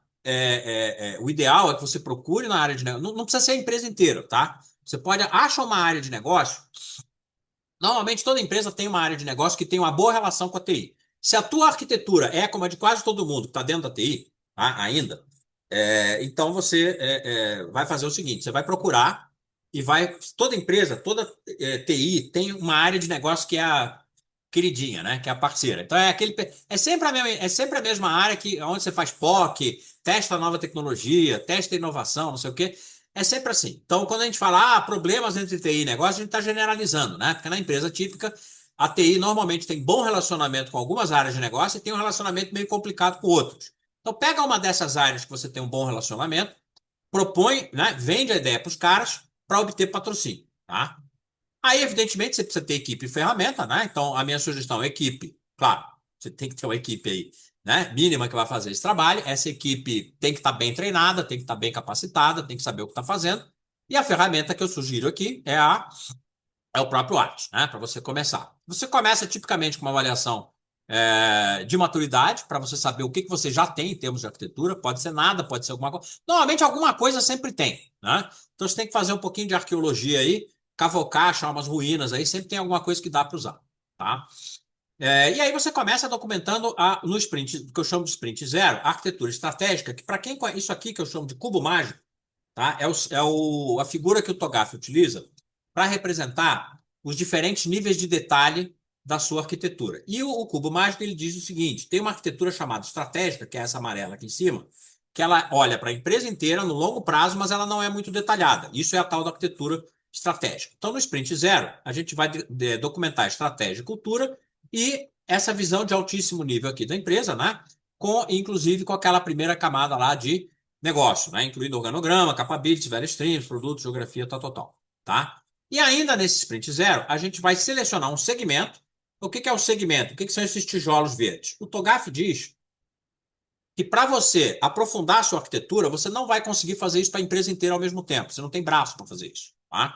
Então, tipicamente, ele manda você segmentar, que é picotar a empresa fatiar a empresa em alguns pedaços, alguns segmentos, e trabalhar em um segmento de cada vez. Ou se você é uma empresa muito grande com muito recurso, você pode até ter, sei lá, trabalhar em vários segmentos ao mesmo tempo, em paralelo com equipes diferentes, tá? Isso também acontece, mas é mais raro. Se você está começando agora, provavelmente não é o seu caso, tá? Então, provavelmente o que você vai fazer é selecionar um segmento, e não precisa nem ser um segmento inteiro, tá? A gente vai selecionar, sei lá, uma capability, um macroprocesso, alguma coisa interessante que dê para fazer num prazo curto, tá? E que dê para entregar resultado no prazo curto e um resultado que seja interessante. E, portanto, como todo projeto piloto, né, gente? Projeto piloto é um negócio que tem que ser de baixo risco, mas que tenha alta visibilidade quando dá certo, né? Baixo risco no sentido de se der errado, não vai quebrar a empresa, né? Então você vai lá, seleciona, né, um segmento piloto e começa a fazer os sprints de arquitetura, aonde você vai, digamos assim, preenchendo aqui o tijolo verde, tá? Recomendado, a gente ajuda você a fazer isso, se você quiser, através do nosso serviço de mentoria. E a ideia da nossa mentoria é fazer isso de 4 a 6 meses. Então, tipo assim, a ideia é que ao final de 6 meses você já tenha aí alguma coisa pronta e, teoricamente, já está liberado aí para continuar sozinho, né? Então, a gente vai pegar um pedacinho aqui de um tijolo verde desse aqui, vamos fazer juntos e, a partir daí, você anda sozinho e vai fazendo o resto, tá? Não precisa, por isso que eu botei recomendado, claro, né? Se você quiser me ajuda, é melhor. Mas se quiser fazer sozinho, pelo menos aqui você já tem o basicão do que você precisa. Uma equipe com o mínimo de treinamento, a ferramenta arte, patrocínio, tá? E né? Claro, tem que treinar um pouco na ferramenta, etc, etc. Mas basicamente é isso que a gente vai fazer, tá? Bom, então, eu vou mostrar para vocês agora. Eu vou entrar no arte, vou mostrar isso aqui para vocês. Espera aí, tá? Cadê o arte? Gente, antes de eu entrar no arte aqui, alguma pergunta, alguma dúvida? Alguém quer comentar alguma coisa? Mas simplesmente comentar, o Atila até para contribuir Vamos aí, se lá. me Gente, permite. gente, o Jorge Fabre é um dos caras mais bambambam de arquitetura que tem no mercado, tá? Ele foi, Opa, ele contratou o meu primeiro curso em company de Togafos, foi o quê? 2010, né? Coisa assim? não sei, não, não conta, não, não vamos chegar nesse detalhe, não. A vida é muito antiga, né? Mas enfim, e aí a gente trabalha há muito tempo, né? Ele também, a gente está sempre junto em eventos aí do Open Group, palestrando e tal. Então a contribuição do Jorge aqui Prestem bastante atenção. Vamos lá. Fala aí, Jorge. Vamos lá, até uma coisa que eu comecei aqui só a escrever, né? Você tá falando de ferramenta, assim, é gozado porque esse assunto ele é eterno, vou chamar dessa forma, e é impressionante como o pessoal continua cometendo erros nesse processo, tá, Atila? E assim, eu tinha uma expectativa, não vou mentir para você, Hum, que obviamente com a evolução da aceitação de ferramentas, né, de mercado de EA, ou seja, mais facilidade, o pessoal entendendo que realmente essas ferramentas são importantes, e tal, hum, que a maturidade no geral iria ser automaticamente, ser proporcional nesse sentido, tá? aham, Sim, tem muita empresa que já utiliza ferramentas mais estruturadas num nível bem bacana, tá? Isso tem sim. Só que é impressionante como você vê empresas que estão falhando, e tem, são poucas, eu falo isso que eu vivencio isso, uhum, elas falham na implementação de ferramentas de IA. uhum, Mas por um motivo muito simples, que é o que você comentou, uhum. tá? Assim, tenta implementar a ferramenta pela ferramenta Exato. e não fazer o arquiteto evoluir com o uso dela, entender o uso delas, conseguir agregar valor no decorrer do tempo, que aí depois ele vai ter a necessidade, sim, e a vontade de usar. Uhum, Quando fica a ferramenta pela ferramenta, ou seja, as pessoas colocam, é quando você mostra aqueles, hoje em dia, as outras ferramentas, né? uhum. Aqueles bandos de KPI, um bando de indicadores, tudo Mapa colorido, de heat map, calor, para tudo que é piscando. lado, coisa assim do Ah, gênero. Eu tenho até um caso assim recente, eu não vou citar, obviamente, o nome dos lugares, que o pessoal fez um monte de dashboards, dashboards e dashboards e tudo mais. E eu lembro que chegaram para uma área, a gente foi chamado justamente por causa desse era um problema. uhum, Chegamos para um executivo da área de negócio, tá? E mostrou um montão de diagramas de aplicação, tudo colorido, cheio de coisa e tal. O pessoal falou: tá bom, mas qual que é a mensagem que eu tiro daqui? Eu estou vendo que vocês têm o controle dos artefatos de arquitetura que vocês estão falando, né? Seja, uhum, de repente, uma visão de funcional, seja uma função de tecnologia, tal, de aplicacional. Estou vendo que vocês estão com isso bem uhum, setados. Tá, mas qual que é a conclusão? Qual que é a mensagem que eu tiro disso? E foi muito interessante que o pessoal da empresa, quando mostrou isso, travou. O pessoal do uhum. próprio cliente. O pessoal travou, não sabia falar, Não sabia tá? explicar. O pessoal de arquitetura não sabia explicar. Para Aí que falou, servem gente, essas coisas bonitas aí? Essa árvore para de que Natal. serve isso? E aí, com isso, a adesão começou a diminuir da ferramenta, ou seja, ela Uhum. teve um hype de implementação e depois ela Isso. começou a cair um pouco no descrédito, porque nas vezes que a ferramenta foi colocada, vamos dizer assim, em prática, ela Uhum. não se mostrou adequada. Mas Uhum. aí a culpa não é nem da ferramenta, né? Claro que não. No caso, a É. culpa, no caso, é literalmente do pessoal que não soube fazer Uhum. o uso adequado, né? É. Então, eu fico impressionado como tem isso, sim, e fazer uso, como que você está falando da ferramenta, assim, ainda eu considero, sim, como um dos fatores mais importantes para fazer o Aham. uso da mais adequado, Exato. sim. Mas uma coisa, ressaltando aí um pouco, vou dar um exemplo concreto aí de coisa que a gente vê com frequência, disso que o Jorge falou, que acontece em todas as ferramentas, tá? Tanto no arte quanto ferramenta cara, tá? Eu vejo isso direto. O pessoal, eu comecei essa discussão aqui falando que não pode usar Office Visio, né? Porque quando você cria uma caixinha, quando você desenha um retângulo no PowerPoint, ou no Visio, ou no Draw.io, aquilo é só um retângulo, não tem rastreabilidade, não tem nada. Até aí, beleza. Aí eu falei, por causa disso, você tem que usar uma ferramenta. E aí você chega na empresa, eu acho que o Jorge deve ter visto isso também, e os caras usam a ferramenta, tanto o arte quanto as ferramentas, cara pra cacete, e usam essas ferramentas como se fosse um PowerPoint ou Visio, né?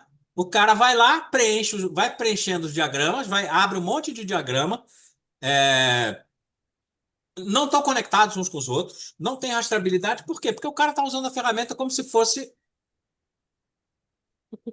PowerPoint, como se fosse Visio, né? Então, isso é fundamental. Não basta, nenhuma ferramenta funciona se você não tiver toda uma governança da ferramenta por trás dela. Isso envolve você definir o metamodelo, definir o padrão de modelagem, definir e treinar as pessoas sobre quais artefatos eles vão usar, como que os build blocks têm que ser gerados, como é que você faz controle de qualidade disso aí, como é que você mantém isso aí atualizado, né? Quem faz o quê, tá? Se você simplesmente joga a ferramenta lá e free for all, né? Tipo, vai lá e usa, tal. Vai acontecer esse tipo de coisa, tá? Aí você vai ter, especialmente se você comprou uma ferramenta cara, você vai ter um Visio extremamente caro. Basicamente é isso que você vai ter. Tá?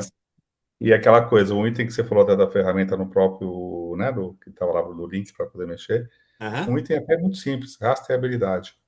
Tá? Assim, ter rastreabilidade é o item importante, que é o que diferencia basicamente de um PPT, né? Uhum. tá? O reuso e tudo mais. Só que muitas vezes isso não é bem explorado nas ferramentas Uhum.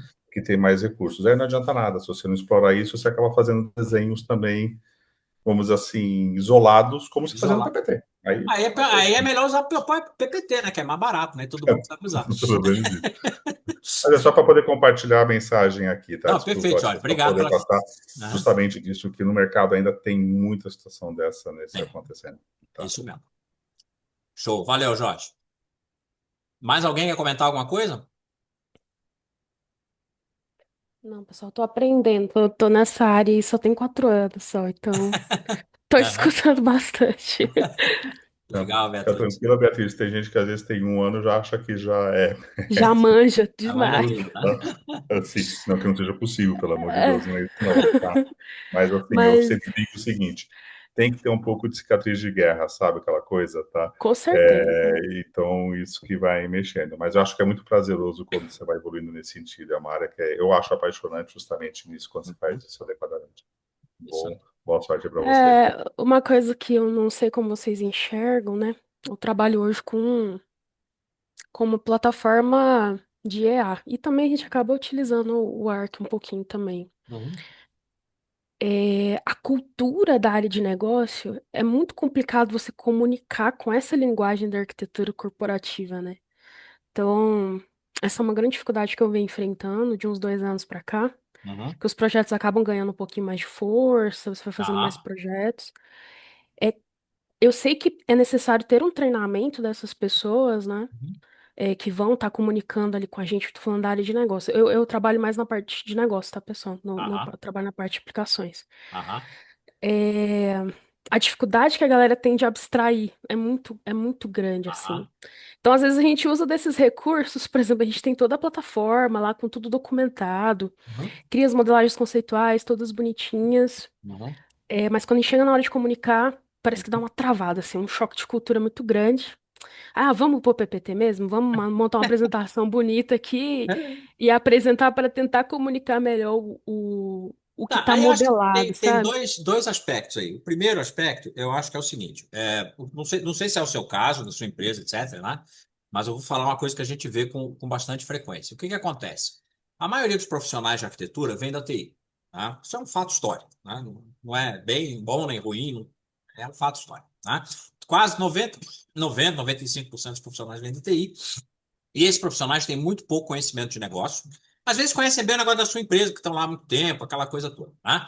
Mas é um pessoal que tem pouco conhecimento da linguagem de negócio e eu tenho reparado, e na verdade, uns, sei lá, acho que 5 anos atrás, não, faz um pouco mais, né? Por aí, 5 anos eu criei o curso de arquitetura de negócio justamente para aprofundar isso aí. Né? Eu tinha esse curso de TOGAF, que é o curso mais tradicional, que é desde 2009, blá, blá, blá e tal. Mas não fui só eu, tá? O próprio Open Group percebeu isso, o pessoal foi gerando material. O Open Group criou uma certificação em arquitetura de negócio e eu criei um curso em cima disso. E, basicamente, eu estou convencido hoje em dia de que a maior dificuldade que a gente tem como arquiteto de conversar com o negócio é que a gente simplesmente não faz arquitetura de negócio, tá? Então, esse é um primeiro aspecto. O pessoal quer empurrar a arquitetura de TI como se fosse arquitetura de negócio, e não é. Então, no meu curso, a ideia é justamente, cara, olha, para de pensar em TI, vamos pensar em negócio. Isso facilita muito a conversa com o pessoal. Em relação a usar a ferramenta na conversa com o pessoal de negócio, isso aí é relativo, né? Eu acho que aí cada um tem que explorar qual é a melhor maneira de fazer, acho que cada empresa é diferente, tem cultura diferente, etc. Mas não tem problema nenhum se você achar que na hora de conversar com o pessoal é mais útil usar um PowerPoint, alguma coisa, do que a ferramenta, não tem problema nenhum. Você usa o que for mais conveniente para a comunicação, porque toda essa história é comunicação. E a ferramenta é para rastreabilidade. Então, isso significa o seguinte: se você quiser usar Visio, ou PowerPoint, ou né, qualquer coisa aí, né, para conversar com a galera, para entender o que eles querem, para se comunicar com eles, pode usar o que você quiser. Aí, depois que acabar a reunião, depois que você entendeu direitinho, você pega aquele seu PowerPoint e bota ele dentro da sua ferramenta de repositório.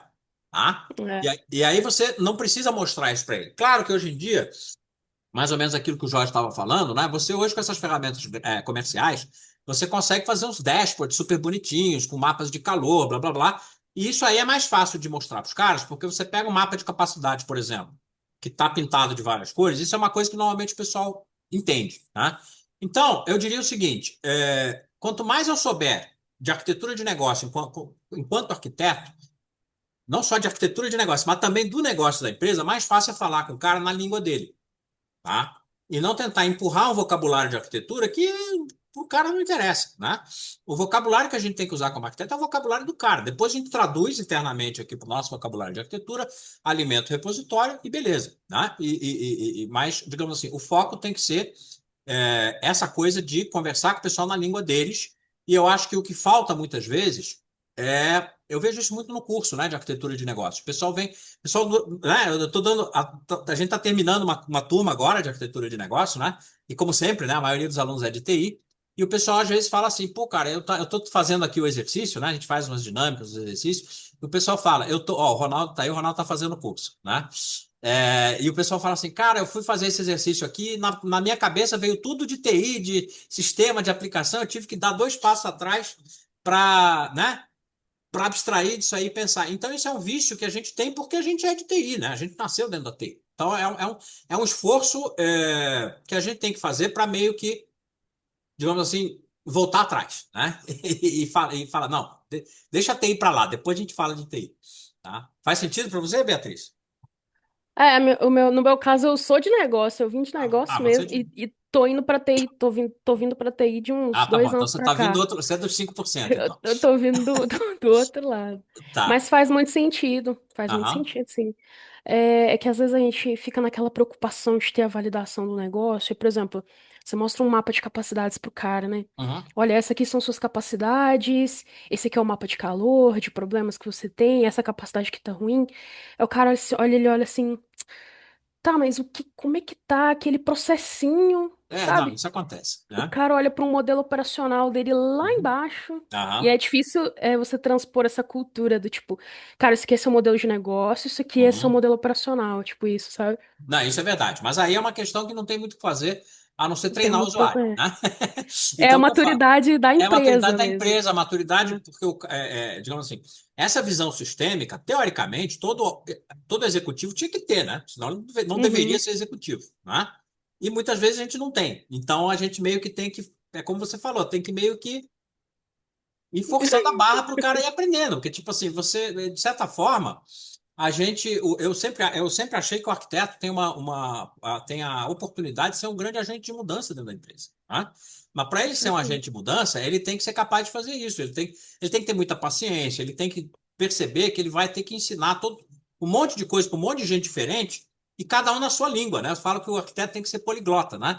Ele tem que falar negociês, juridiquês, financês, marketês, tecniquês, programês, né? Infraestruturês. Ele tem que falar um pouquinho de cada uma dessas línguas, porque ele vai ter que juntar essa galera toda. Sim.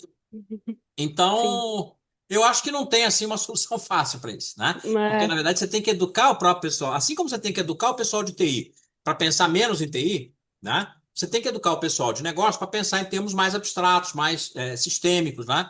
Do que o que você falou que é muito comum. O cara está preocupado com o processinho dele lá, né? Ah, mas o cara carimbou, não carimbou a ficha e tal. Então, Exato. digamos, é um problema mesmo, né? Isso aí não tem, Então, não tipo, vou dizer para você que é fácil, nem que é raro, nem que é fácil de resolver, porque não é, né? Paciência. A vida é dura. Show. lide com isso. Boa. Mais alguém quer comentar alguma coisa ou não?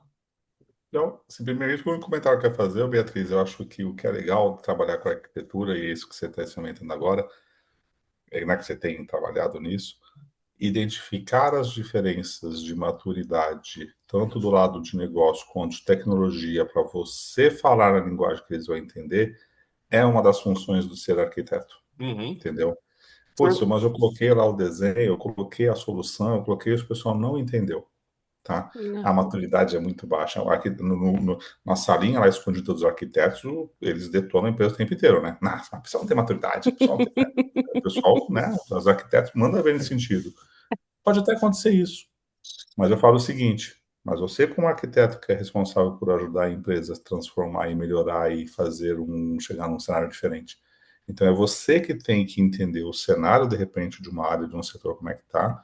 Você que tem que se adaptar de como comunicar aquilo para ajudar que esse processo seja mais rápido. Então não adianta falar que o pessoal não tem maturidade, porque não adianta nada, porque eles estão na maturidade deles que tem sobre o assunto. A gente que tem que ser o agente transformador para poder ajudar nesse processo. Então, assim, pode ser com áreas que você vai fazer isso com mais facilidade, outras áreas não, isso com certeza você vai ter. Mas essa capacidade de observar isso e usar, por exemplo, a ferramenta que o Tasha está falando aqui com o Arco ou qualquer outra ao seu benefício, talvez você vai usar em medidas diferentes. Mas esse É, acho que é um dos segredos para conseguir ir se adaptando. Inclusive TI, né? Você que veio de negócio, que é meio raro, né? Que isso é legal. Você vai conversar com um bando de pessoal de TI, né? Que você lida no dia a dia, outros arquitetos de soluções nesse sentido. É natural ter também esse conflito, tá? Um adendo a mais. Show. boa. Obrigada, galera. Mais alguém não? Alô, Atila, muito boa Fala, noite. Cláudio. Tudo bom? Tudo bem? Boa noite aos colegas também. Atila, talvez eu deva fazer realmente a minha consideração depois da sua apresentação aí do ARC, Uhum. mas se assim for, realmente eu aguardo, tá? Que é o seguinte, recentemente, por intermédio de uma consultoria estratégica, nós tivemos a oportunidade de conquistar um grupo empresarial onde tem uma holding, né? E que essa roda é constituída por 5 business units, que 5 empresas praticamente, que se transformaram em unidades de negócios, né? Aham, E aí, olha a complexidade do assunto, né? Se você tem uma empresa onde a arquitetura corporativa já tem o seu grau de complexidade intrínseco ali, né? aham. Você imagina você ter ali 5 empresas e depois tem que fazer a integração no mundo da holding, né? Isso. E a minha pergunta era justamente isso, por isso que eu falei da tecnologia aí de suporte. Se tanto o Arc e ou o Archimate são Aham. multi-empresas.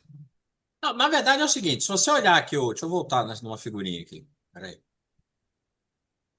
que que acontece? O próprio Togaf ele diz o seguinte, tá? Cubo mágico, tá? Nosso cubo mágico aqui.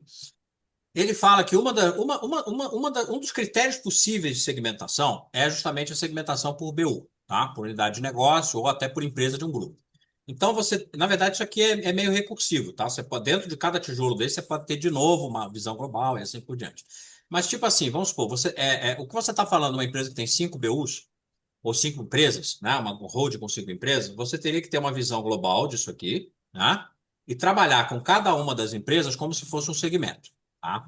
Só que aí tem algumas particularidades que você precisa prestar atenção. A linguagem Archimate ela é agnóstica a isso aí, é só uma linguagem. Então você pode usar, né?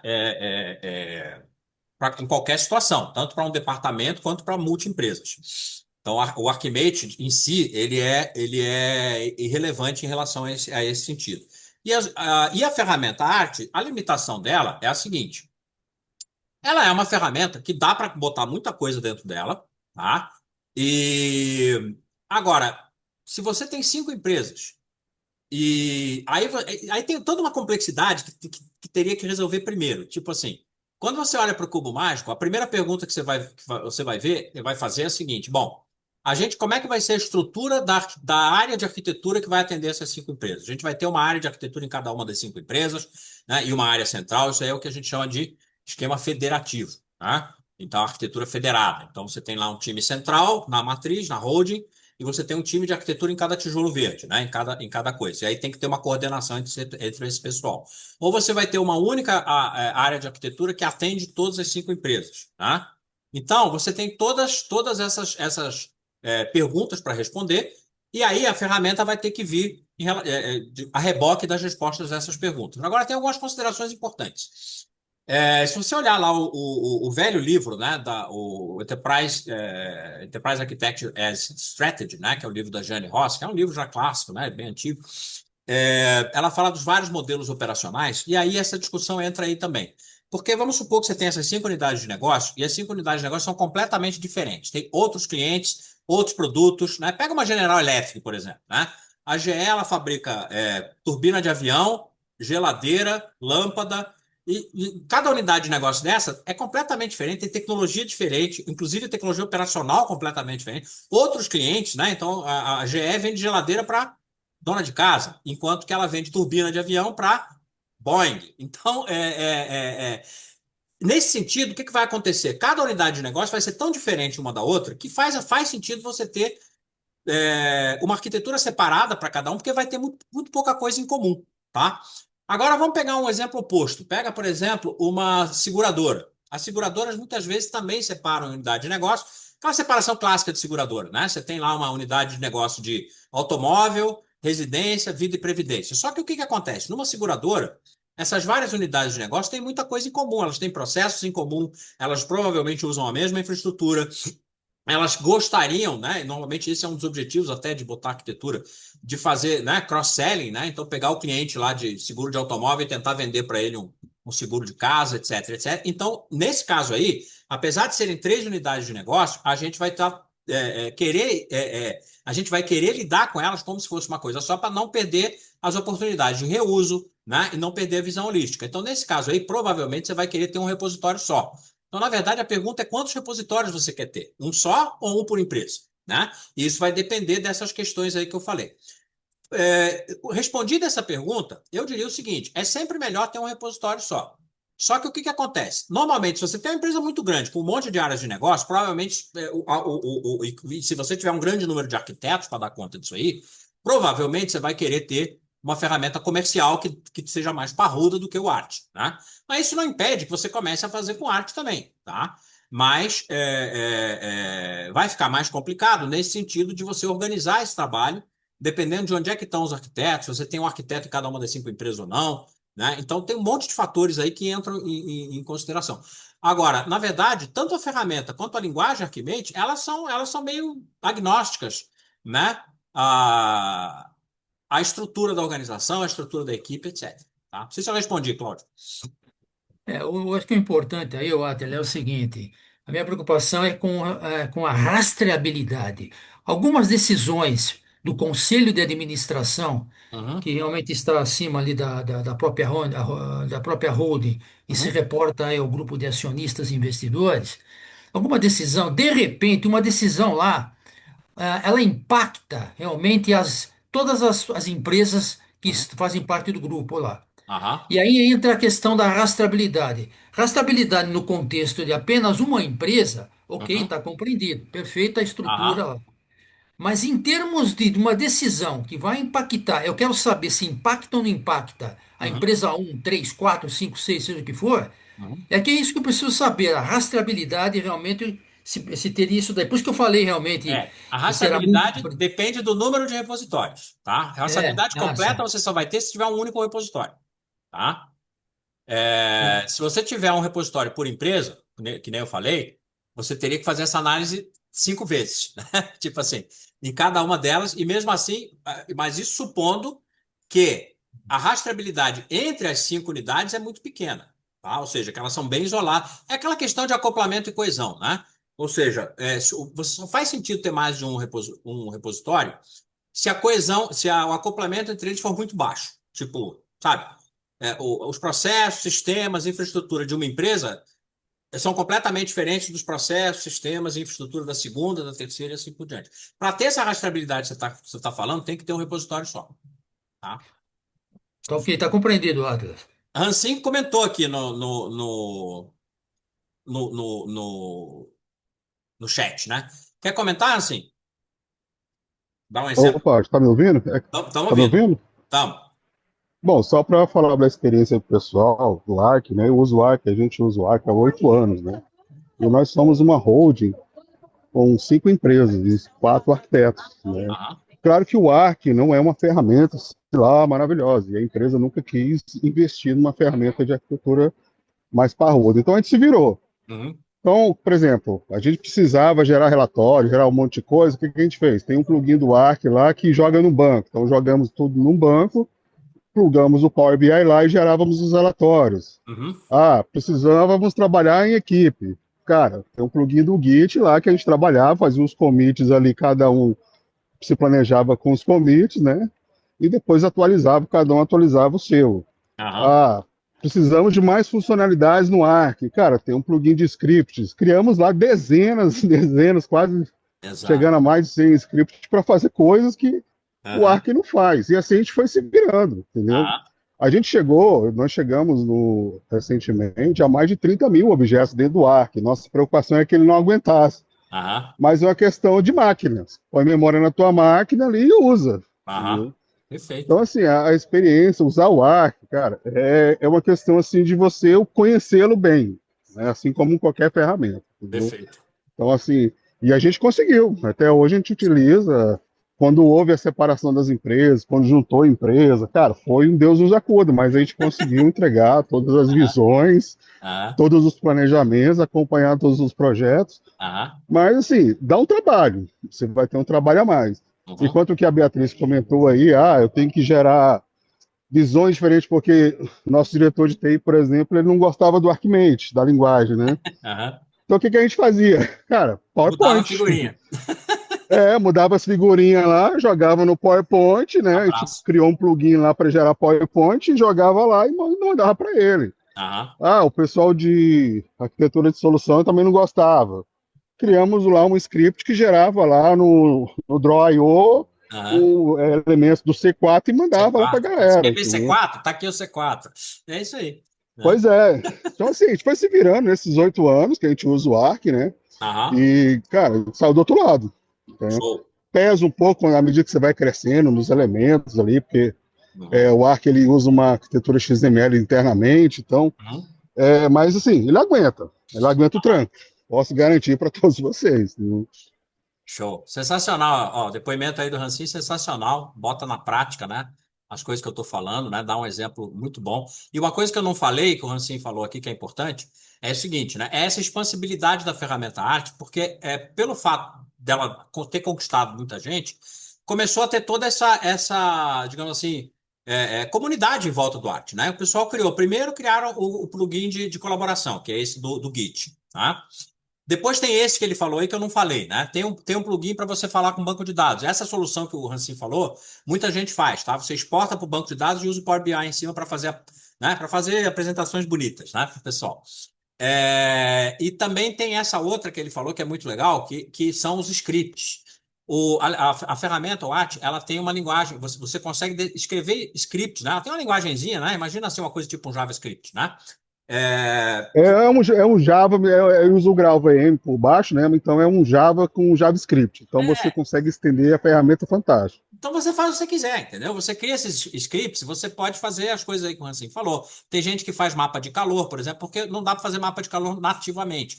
Mas você pode fazer um script, por exemplo, que sai lendo um determinado atributo de um objeto, né, e pinta as caixinhas da cor que você quiser. Então, via script, dá para né, fazer chover, fazer café, dá para fazer qualquer coisa, né, com a ferramenta. Claro, é aquele problema. Você tem que manter isso aí, né? Então sempre tem um custo para essas coisas. Mas dá para fazer. O que o Hansen está falando. Dá trabalho, mas dá para fazer, dá para sair do outro lado. Muito bom. Valeu, Hansen. Gente, deixa eu mostrar rapidinho aqui a ferramenta para quem não conhece, né? E como que eu organizei a ferramenta aqui como que eu organizo, né, normalmente, nos meus projetos, né? Então, eu começo. O que que acontece? Como é que funciona a ferramenta? Ela tem aqui, ó. Isso aqui é o que é o chamado o repositório, tá? O Archimate, desculpa, o Art, ele chama isso aqui de modelo. Então, o modelo para ele, model, é o repositório, tá? Então, esse repositório, ele pode ser salvo na sua máquina, tá? Então, aí ele gera um arquivo .archimate, ou ele pode, né, usando o tal do plugin de colaboração, estão vendo aqui, ó, tem um item de menu aqui de colaboração, aonde você pega esse troço e bota lá no GitHub. Bom, e aí o que que acontece? Dentro do modelo você tem um monte de pastinhas. Essas pastinhas todas, a não ser a última, views, são as pastinhas onde você guarda os seus building blocks. E as pastinhas são, quando você cria um repositório novo, ele cria automaticamente essas pastinhas aqui. Tá? Você não tem como mudar isso aqui. E quais são as pastinhas? Elas correspondem aos domínios da linguagem Archimate, que são aquelas lá que eu mostrei, né? Aquela figurinha lá. Então, por exemplo, a primeira pastinha é de estratégia. Se eu abrir aqui, vai ter um monte de. O que são essas coisas que estão aí dentro? Cada coisa que está aí dentro é um objeto, é um building block de arquitetura, tá? Então, tem um símbolo aqui na frente. Essa escadinha na linguagem Archimate, ela significa uma capability. E essa setinha significa um value stream, tá? Então, aqui eu tenho um monte de capabilities e value stream. Aqui está tudo no raiz da pasta, tá? Eu não organizei, mas seria interessante organizar. Nos projetos reais a gente organiza isso aqui. Aí, se você entrar aqui no business, você tem os objetos né, os building blocks da arquitetura de negócio. Então, por exemplo, setinha para a direita é uma proposta. Esse retângulo aqui com um negocinho assim é um produto. O homenzinho de pau é um ator de negócio. Normalmente a gente utiliza, por exemplo, para representar o nosso organograma, né? Esse tipo de coisa. E assim vai, né? Então você tem aqui os vários tipos de objetos, tem aqui o serviço de negócio, que é essa cápsula, tá? E vai. Então, cada um desses caras aqui é um objeto. E, aí, e assim vai. Aí tem os objetos de aplicação, tem os objetos de tecnologia e físico, né? Que é para representar a infraestrutura. Tem a parte de motivação, onde você coloca, por exemplo, metas e resultados, onde você, por exemplo, você pode mapear, né, modelar os seus OKRs. Implementação e migração, que eu esqueci de falar, né? Implementação e migração permite você representar, inclusive, o seu portfólio de projetos, tá? Dentro da própria ferramenta. Ou seja, mostrar como é que você vai implementar usando platôs, né? Que é aquilo que em Togaface se chama arquitetura de transição. E assim vai. E a última pasta, que é a pasta Views, tá? É a pasta onde vão os diagramas, ok? E aqui, de novo, né? Todas as pastas vêm vazias, sem subpasta nem nada. E você organiza do jeito que você quiser. As views eu organizo de tal maneira que na primeira camada só tem um cara que eu chamo de portal de repositório, que é esse diagrama que vocês estão vendo aqui. Eu dei esse exemplo, eu deixei esse outro aqui para ser fácil de acessar, porque eu costumo ter que mostrar isso aqui. E os outros elementos do repositório, eles, né, que são os outros diagramas, eles estão organizados aqui dentro de um monte de pastinha aqui, tá? Bom, e aí o que que acontece? Os diagramas, você pode sempre navegar na ferramenta de um diagrama para o outro, tá? Quem conhece TOGAF sabe que o TOGAF fala que a sua arquitetura o seu repositório de arquitetura tem que ter 6 caixinhas, né? 6 gavetões. Então, que é o metamodelo, o panorama da arquitetura, base de informação de normas, o registro de governança, capacidade de arquitetura, biblioteca de referência. Bom, quase tudo que você vai fazer em termos de mapeamento da arquitetura vai estar aqui no número 2, que é o panorama da arquitetura. Se eu clicar aqui no panorama da arquitetura, abre esse segundo diagrama, que, como vocês estão vendo aqui, basicamente é aquele diagrama azul que eu mostrei para vocês. É o meu modelo de conteúdo. Claro, fui eu que criei isso aqui, né? Não vem na ferramenta, né? Mas eu tenho isso aqui como default. Então você tem aqui, ó, em cima, motivação, estratégia e cultura, e tem cada cara desse aqui é um diagrama, tá? Tem o negócio, e tem aqueles 4 lá, tem os recursos organizacionais. Eu já deixei espaço para aqueles outras 3 coisas, né? Infraestrutura física, tecnologia operacional, competência, mas nesse caso aqui concreto, nesse exemplo que eu estou mostrando, não tem. Conforme eu vou entrando em cada um desses diagramas, ele vai mostrando, por exemplo, esse aqui, missão e visão, né? Você poderia colocar aqui. Que mais? Aí você tem cultura organizacional. Você pode usar, por exemplo, esse símbolo de ponto de exclamação, que é o princípio, para representar, por exemplo, os valores da empresa. Sabe os valores? Visão, não, valores. Você entra no site, nossos valores são blá, blá, blá. Bota os valores aqui, ó. Então, nesse exemplo hipotético aqui, os valores são, né, orientação ao cliente, inovação, transparência, agilidade. Vamos supor, tá? Qual é a vantagem de colocar isso aqui? Rastreabilidade. Eu posso depois dizer, por exemplo, que um determinado que eu estou, sei lá, fazendo uma modificação de processo, estou melhorando um processo para estar mais alinhado com um desses valores. Lembra aquele exemplo lá? A gente vai, né, melhorar a imagem do cliente, não sei o quê. Por quê? Porque a gente tem um princípio de orientação ao cliente. Você faz um link disso aí, tá? Vocês estão vendo que aqui embaixo ele está mostrando uns negocinhos aqui. Depois eu explico o que é isso, tá? Mas é interessante que isso mostra o quê? Né? Isso aqui é uma das maneiras de você caminhar através da rastreabilidade dentro do repositório. Mas depois eu mostro isso aqui. Bom, aí nós temos aqui, ó, estratégia.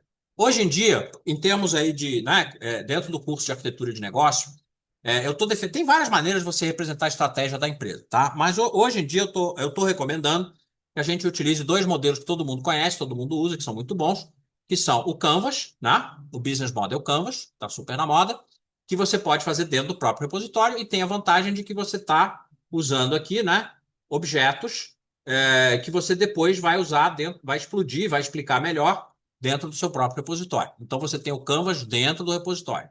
Além do Canvas, claro, tem o velho e bom mapa estratégico do Balanced Scorecard, né? Então, o Balanced Scorecard foi aí um padrão de mercado para representar a estratégia durante, sei lá, umas boas décadas aí, né? Eu continuo achando que ele é muito válido, embora ele tenha meio que perdido um pouco de força de marketing, né? Mas, enfim, eu continuo defendendo que ele seja usado. E aí você tem as várias metas, né? E que na linguagem, no Balanced Scorecard, essas metas você tem que dividir elas em 4 perspectivas que ele chama, né? Financeira, de cliente, processos internos, aprendizado e crescimento. Aí você tem as várias metas. Cada caixinha dessa aqui, ó, é uma meta estratégica, ok? Então, essa meta estratégica, aumentar a satisfação do cliente, ela é influenciada por essas outras aqui, influencia essa aqui, e está ligada nesse monte de coisa aqui, tá? Enfim, eu posso, a partir daqui eu posso, por exemplo, esses simbolinhos aqui são links para novos diagramas, então é uma maneira da gente fazer a rastreabilidade. Então, por exemplo, eu tenho aqui essa meta estratégica de melhorar o treinamento de atendentes. Se eu clicar aqui, ó, eu abro o diagrama onde eu representei isso aqui em termos de OKR. Então, eu tenho aqui, ó, melhorar o treinamento de atendentes, porque essa meta está ligada com qual valor da empresa? Orientação ao cliente, né? Quem são os responsáveis por essa meta estratégica? A área de marketing e vendas e gestão de pessoas. Como é que eu vou medir isso aqui, né? Quais são os OKRs? Eu botei uns OKRs aqui, né, ligados com esse, e vou dizer o seguinte: essa meta estratégica ela vai ser viabilizada pelo value stream capacitar pessoas. Se eu clicar aqui, eu vou lá no capacitar pessoas, ele explica melhor o que é o capacitar pessoas, tá? Então, aqui eu tenho um diagrama que é muito comum, né? Que é o diagrama que faz o cruzamento entre capabilities e value streams, né? Então, eu tenho aqui o value stream, os estágios do value stream e quais são as competências necessárias. Aí eu tenho aqui, por exemplo, uma capability. Eu tenho aqui uma capability que é a avaliação de competência. Se eu clicar aqui, ele vai mostrar aquele diagrama. A avaliação de competência é o quê? É uma capability que tem esse monte de coisa aqui e vai ser implementado por esse processo de avaliar competências. Se eu clicar aqui, ele vai descrever esse processo de avaliação de competências, né? Blá, blá, blá, blá, blá, blá, blá, blá, blá. E vai mostrar aqui também, né, como é que o processo funciona e quais são as funcionalidades do sistema de informação que ele usa. Então, né? Então, eu estou mostrando aqui, ó, que o sistema que dá suporte a esse processo é o cadastro de funcionários. Se eu quiser saber mais sobre o cadastro de funcionários, eu vou no diagrama dele e ele mostra, ó, o cadastro de funcionários, ele tem essas funcionalidades, ele é um sistema COBOL SQL DB2, ele atualiza os dados de funcionário, ele roda no mainframe, ele tem uma interface com a folha de pagamento e assim por diante, né? Se eu quiser olhar aqui o que é o mainframe, eu chego aqui, ó, tá aqui o mainframe, eu falo, ó, esse mainframe é DB2 com ZOS, é uma máquina IBM Z15, e dentro do mainframe rodam todos esses sistemas aqui, tá? Então, observem a rastreabilidade. Eu saí lá do princípio da meta estratégica e desci até o servidor, no caso aqui, que é o mainframe, né? Até a infraestrutura, tá? Eu poderia ter chegado em qualquer um desses diagramas diretamente, cadê? Através... Opa, peraí. Cadê o panorama? Aqui. Né? Todos aqueles diagramas são acessíveis por aqui, né? Também. Então você tem aqui outros diagramas, né? Você tem aqui ó, o organograma da empresa, né? Você tem os value streams e os mapas de capability, né? Você tem os produtos e serviços que a empresa vende ao mercado. Ela tem a sua geografia, onde é que ela está situada fisicamente, né? Tem o mapa de aplicações. Tudo isso aqui é muito simplesinho, né, gente? Porque é baseado no estudo de caso que a gente usa no curso de arquitetura de negócio. Então, na vida real, vai ser bem, né? Se você pegar um modelo aí do Hansin, por exemplo, vai ser um negócio infinitamente maior, né? Mas aqui é mais para vocês terem uma ideia de como é que funciona isso aqui, né? Então, você tem o TRM, né? Que é o seu catálogo de infraestrutura, quais são os produtos, serviços e, enfim, tecnologias que você tem na sua infraestrutura. Então, quais são as linguagens de programação que a gente tem? Quais são os bancos de dados? Papapá. Se eu pegar aqui, por exemplo, COBOL, eu descubro, ó, aqui embaixo, que o COBOL ele está associado a vários sistemas, ó, cadastro funcionário, cadastro de produto. Então, olha aqui a rastreabilidade. Então, eu posso andar na rastreabilidade, por exemplo, né, aqui embaixo mesmo, né? Eu pego aqui, ó, COBOL, cadastro funcionário. Eu dou um duplo clique aqui, ele mostra o cadastro funcionário no meio. Só que o cadastro funcionário está ligado com tanta coisa que fica meio difícil de ler isso aqui, né? Mas eu posso filtrar isso aqui. Então, eu posso filtrar dizendo assim, não, eu não quero ver tudo, eu quero ver só, sei lá, os processos que estão ligados com ele. Então, você vai fazendo isso aqui. Então, tem várias maneiras de você fazer a rastreabilidade, né? Uma é direto, pulando de um diagrama para o outro, outra usando isso aqui, e tem um outro cara aqui que se chama o Análises, que é muito interessante, tá? Que é o seguinte, você pega aqui, ó, e qualquer objeto que você selecione aqui, ele mostra aqui embaixo, tá? Em quais diagramas aquele objeto aparece.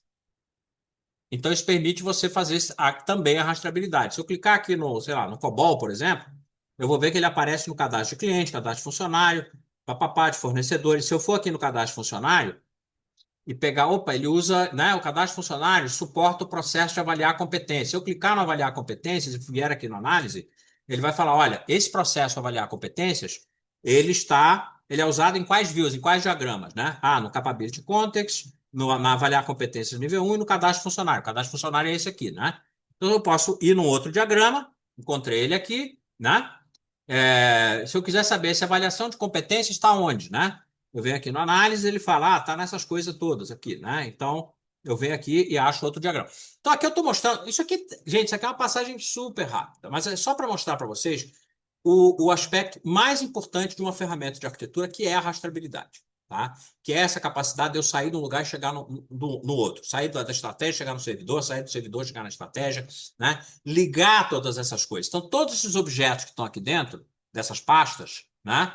Eles estão relacionados uns com os outros através dessa pastinha Relations, né? Que tem uma infinidade de coisa aqui. Basicamente, toda vez que a gente liga dois caras aqui, vai aparecer esse tipo de coisa. E se eu quiser criar um diagrama novo, então, por exemplo, eu venho aqui no View, né? Então, o que acontece? Vem uma tela em branco, tá? E aí eu posso fazer duas coisas. Ou eu trago coisas que já estão prontas, né? Então, eu vou pegar aqui o cadastro funcionário e arrastar para cá, tá? Então, o que eu estou fazendo? Eu estou criando um novo diagrama com os mesmos objetos. Então, teoricamente, você nunca deveria criar um objeto novo. Você só cria um objeto novo se ele nunca foi definido, tá? A partir daí, você reusa, você pega ele da pasta. Se eu quiser ligar, por exemplo, o cadastro funcionário com deixa eu pegar aqui, ó, com o. Cadê o COBOL? Tá aqui o COBOL. Olha só o que eu fiz. Eu arrastei o COBOL, ele já mostrou a ligação. Ele já tem essa ligação dentro do repositório, ele já mostrou ela automaticamente para mim. Eu não precisei botar essa setinha aqui, tá? Agora, se você quiser criar uma coisa nova, você tem a paleta aqui do lado direito, aonde você escolhe o objeto que você quer criar, tem todos os objetos do metamodelo da linguagem Archimate aqui. E se você tiver dúvida, né, você pode fazer inclusive o seguinte, né? Uma coisa legal da ferramenta é que se você olhar aqui no canto esquerdo embaixo e ligar essa janelinha Hints, né? Sempre que você passa em cima de um objeto aqui, ele mostra ali o que é o objeto, né? Define o que é aquele objeto, fala qual é a categoria, dá alguns exemplos, tal. Então é uma maneira rápida, inclusive, de você ir aprendendo a linguagem Archimate, tá? Ele tem um help muito bom. O help do Art é praticamente um curso de Archimate, tá? Ele explica tudo. Então, é uma coisa que permite você realmente começar rápido, tá? Não é uma ferramenta difícil de aprender, tá? Claro, ela precisa ser bem organizada, porque senão ela vai virar um Visio metido a besta, né? Não pode sair desenhando diagrama, você tem que. O foco é nos building blocks. O que é mais importante são os building blocks, né? Os objetos que estão dentro aqui das pastinhas. Os diagramas servem para a gente relacionar os building blocks ou mostrar os relacionamentos entre eles.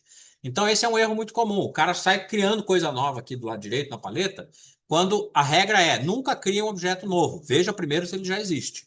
Você só vai criar um objeto novo se ele já não está ali dentro. Por quê? Porque se você criar dois objetos no repositório representando a mesma entidade no mundo real, sei lá, você cria duas aplicações, uma chamada folha de pagamento e outra chamada folha de pagamento e uma terceira chamada FDP, o que vai acontecer? Você vai ter três caixinhas, três objetos dentro do repositório que teoricamente representam a mesma coisa no mundo real, que é o sistema de folha de pagamento, e aí a tua rastreabilidade foi para o beleléu. Isso significa o quê? Que você tem que ter uma governança, um método que garanta que isso não vai acontecer. Tipicamente, isso envolve você atribuir cada tipo de objeto para uma pessoa só, tá? Então, você fala, fulaninho é o dono do sistema, ciclaninho é o dono das capabilities, fulaninha é dona dos processos. E aí é o seguinte, sempre que você precisa usar alguma dessas coisas e você não sabe onde está, você pergunta para essa pessoa e só essa pessoa pode criar esse tipo de objeto. Só estou dando uma dicasinha assim, né, de como é que você faz esse tipo de coisa para ilustrar que não é só instalar e sair usando a ferramenta, tá? Tem que ter toda uma disciplina para usar a ferramenta de uma forma que faça sentido, ok? Alguma pergunta, pessoal? Não use Ctrl+C e Ctrl+V no mesmo view, viu? Senão ele cria um objeto Ele novo. cria um objeto novo. Cuidado. Isso aí. Dica concreta aí do Essa foi Hansin, boa. né? O que acontece? Quando você copia e cola, tem dois jeitos de colar. Você pode colar ou colar uma nova instância, né? Se você colar simplesmente, ele cola o cara que você, né? É uma nova representação para o mesmo objeto. Mas se você fizer bobagem, você vai colar uma cópia daquele objeto e também né? Vai virar bagunça dentro da sua rastreabilidade. É isso mesmo. Pessoal, deixa eu. Oi, eu tenho uma pergunta. Fala, Boa tarde. Boa noite, Atila. fala. Eu até. Meu interesse é justamente assim, já poder me preparar para o curso que eu me matriculei, já para, se Deus Uhum. quiser, rolar já em janeiro, né? Isso. Existe algum tipo um repositório público, assim, por exemplo, para eu ver como monta essas Tem coisas, assim? alguns. tá? Tem alguns, né, tem três, na verdade, que foi feito pelo próprio pessoal, meio do Open Group, enfim, pessoal relacionado com o Open Group, que são o Arc Metal, o Arc Bank e o Arc Insurance, né? Então é uma representação de uma seguradora, de um banco e de uma empresa de metalurgia. Eles estão em diferentes níveis de detalhes, tem uns que eu acho que estão bem estruturados, outros mais ou menos, mas existem, tá? Isso é uma coisa que a gente mostra no curso também. E se você procurar mas se você quiser ver isso antes, né? Você procura aí na internet, é fácil, né? Inclusive, eu acho que na própria página do Archimate ele tem um link para isso aí, tá? Para você baixar isso aqui. Tá. Aí você baixa um arquivo .archimate e abre ele dentro da ferramenta, tá? Sim. Então Legal. tem alguns outros, né? Mas digamos assim, esses aí são os três, digamos, oficiais, né? Que fazem parte aí do próprio Open Group, tem link para eles lá dentro do Open Group e tal, né? Então, é isso. Se você procurar, talvez você encontre outros também, né? Arquimetal, Bank e O Arc Insurance, Metal, né? né? De metal, né? Metalúrgica, o Arc Bank e o Arc Insurance, né? De insurance, né? De seguradora. De É, seguradora. Legal. assim, né? Deixa eu anotar aqui no. Coisa.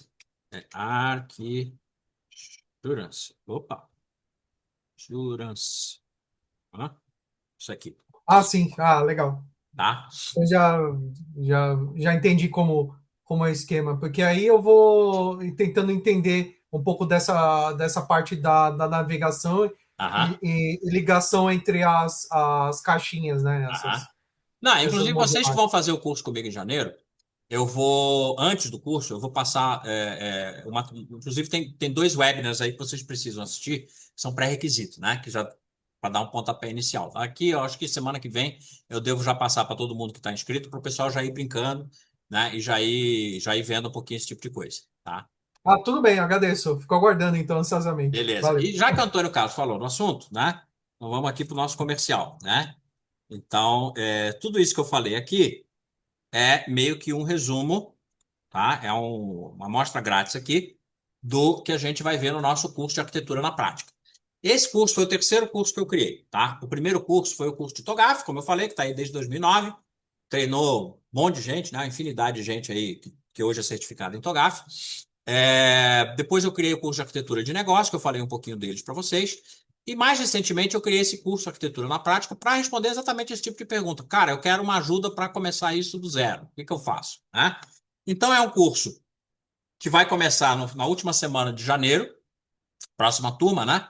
Vai ser segunda e quarta, são 6 noites, né? Então, 21 horas. Então, segunda, quarta, segunda, quarta, segunda, quarta, né? 3 semanas.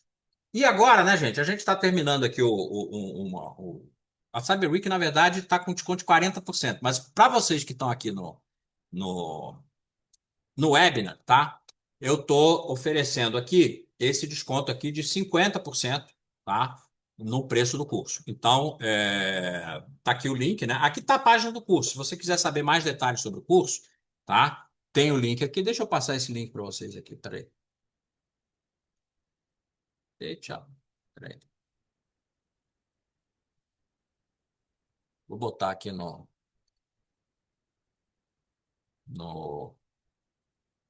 Tá.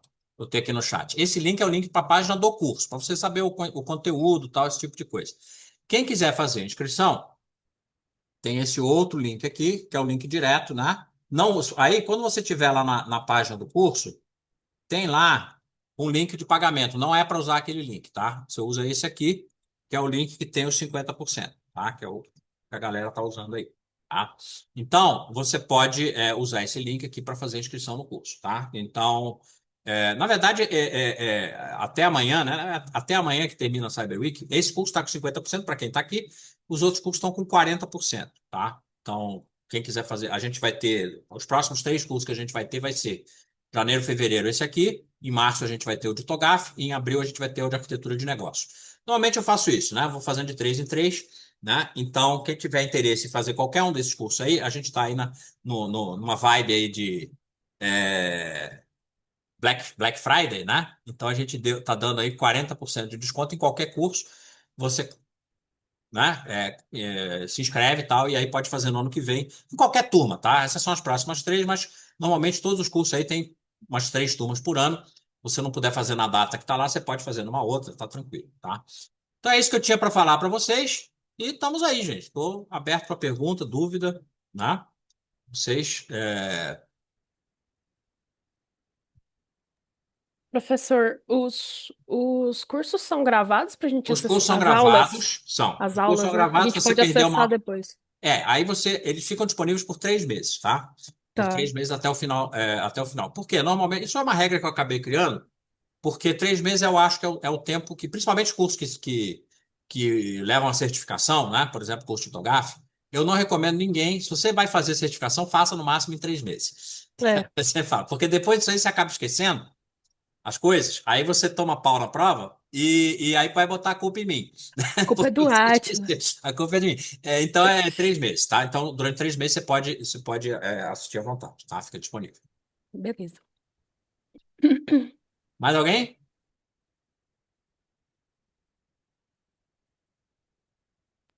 Eu diria só o seguinte, gente, aproveitem, tá?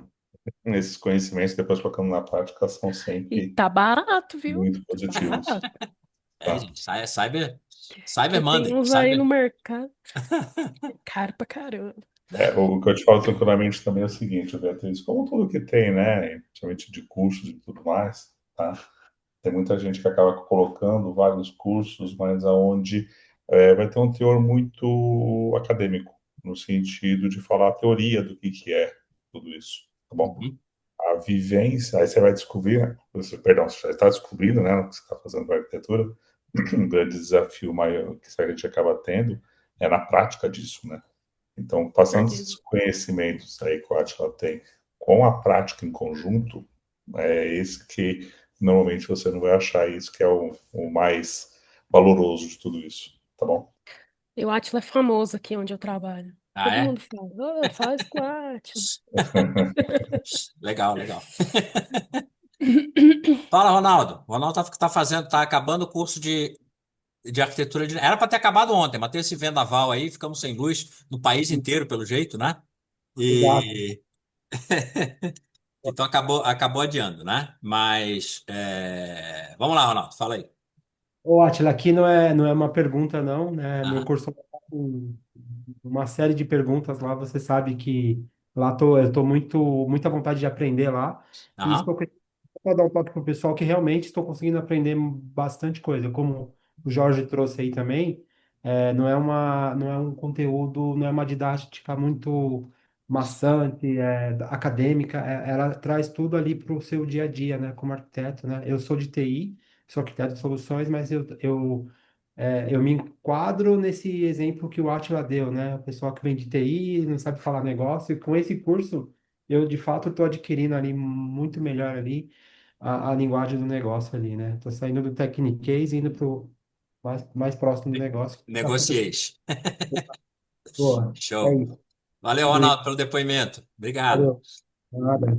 Tem mais gente conhecida aí, né? O Cláudio Atila, já falou, Atila, né? o, por Fala, gentileza, Cláudio. você sabe muito bem que é muito mais fácil explicar tecnologia para os homens de negócio do que negócio para os homens de tecnologia. Pois é, né? É um É problema.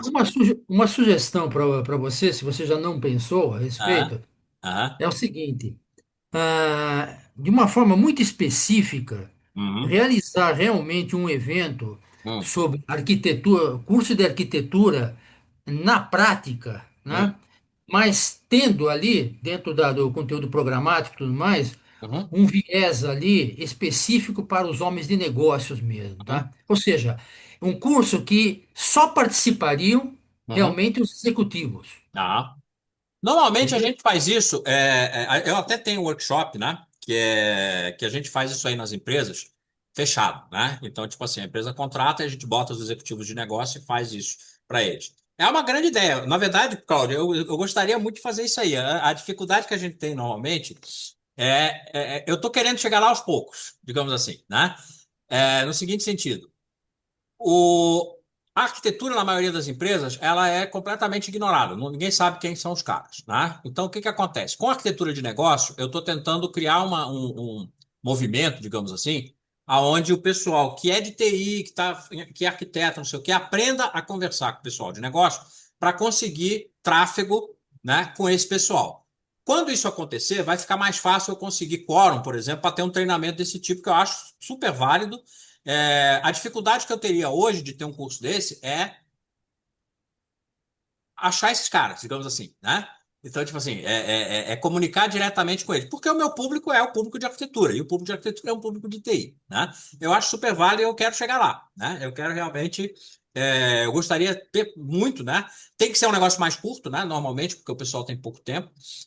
Workshops normalmente funcionam bem para esse tipo de coisa, mas tá anotado aqui, é isso aí que a gente quer fazer, né? A gente quer fazer eu espero conseguir, sei lá, vamos ver se ano que vem a gente consegue fazer uns eventos desse tipo abertos, né?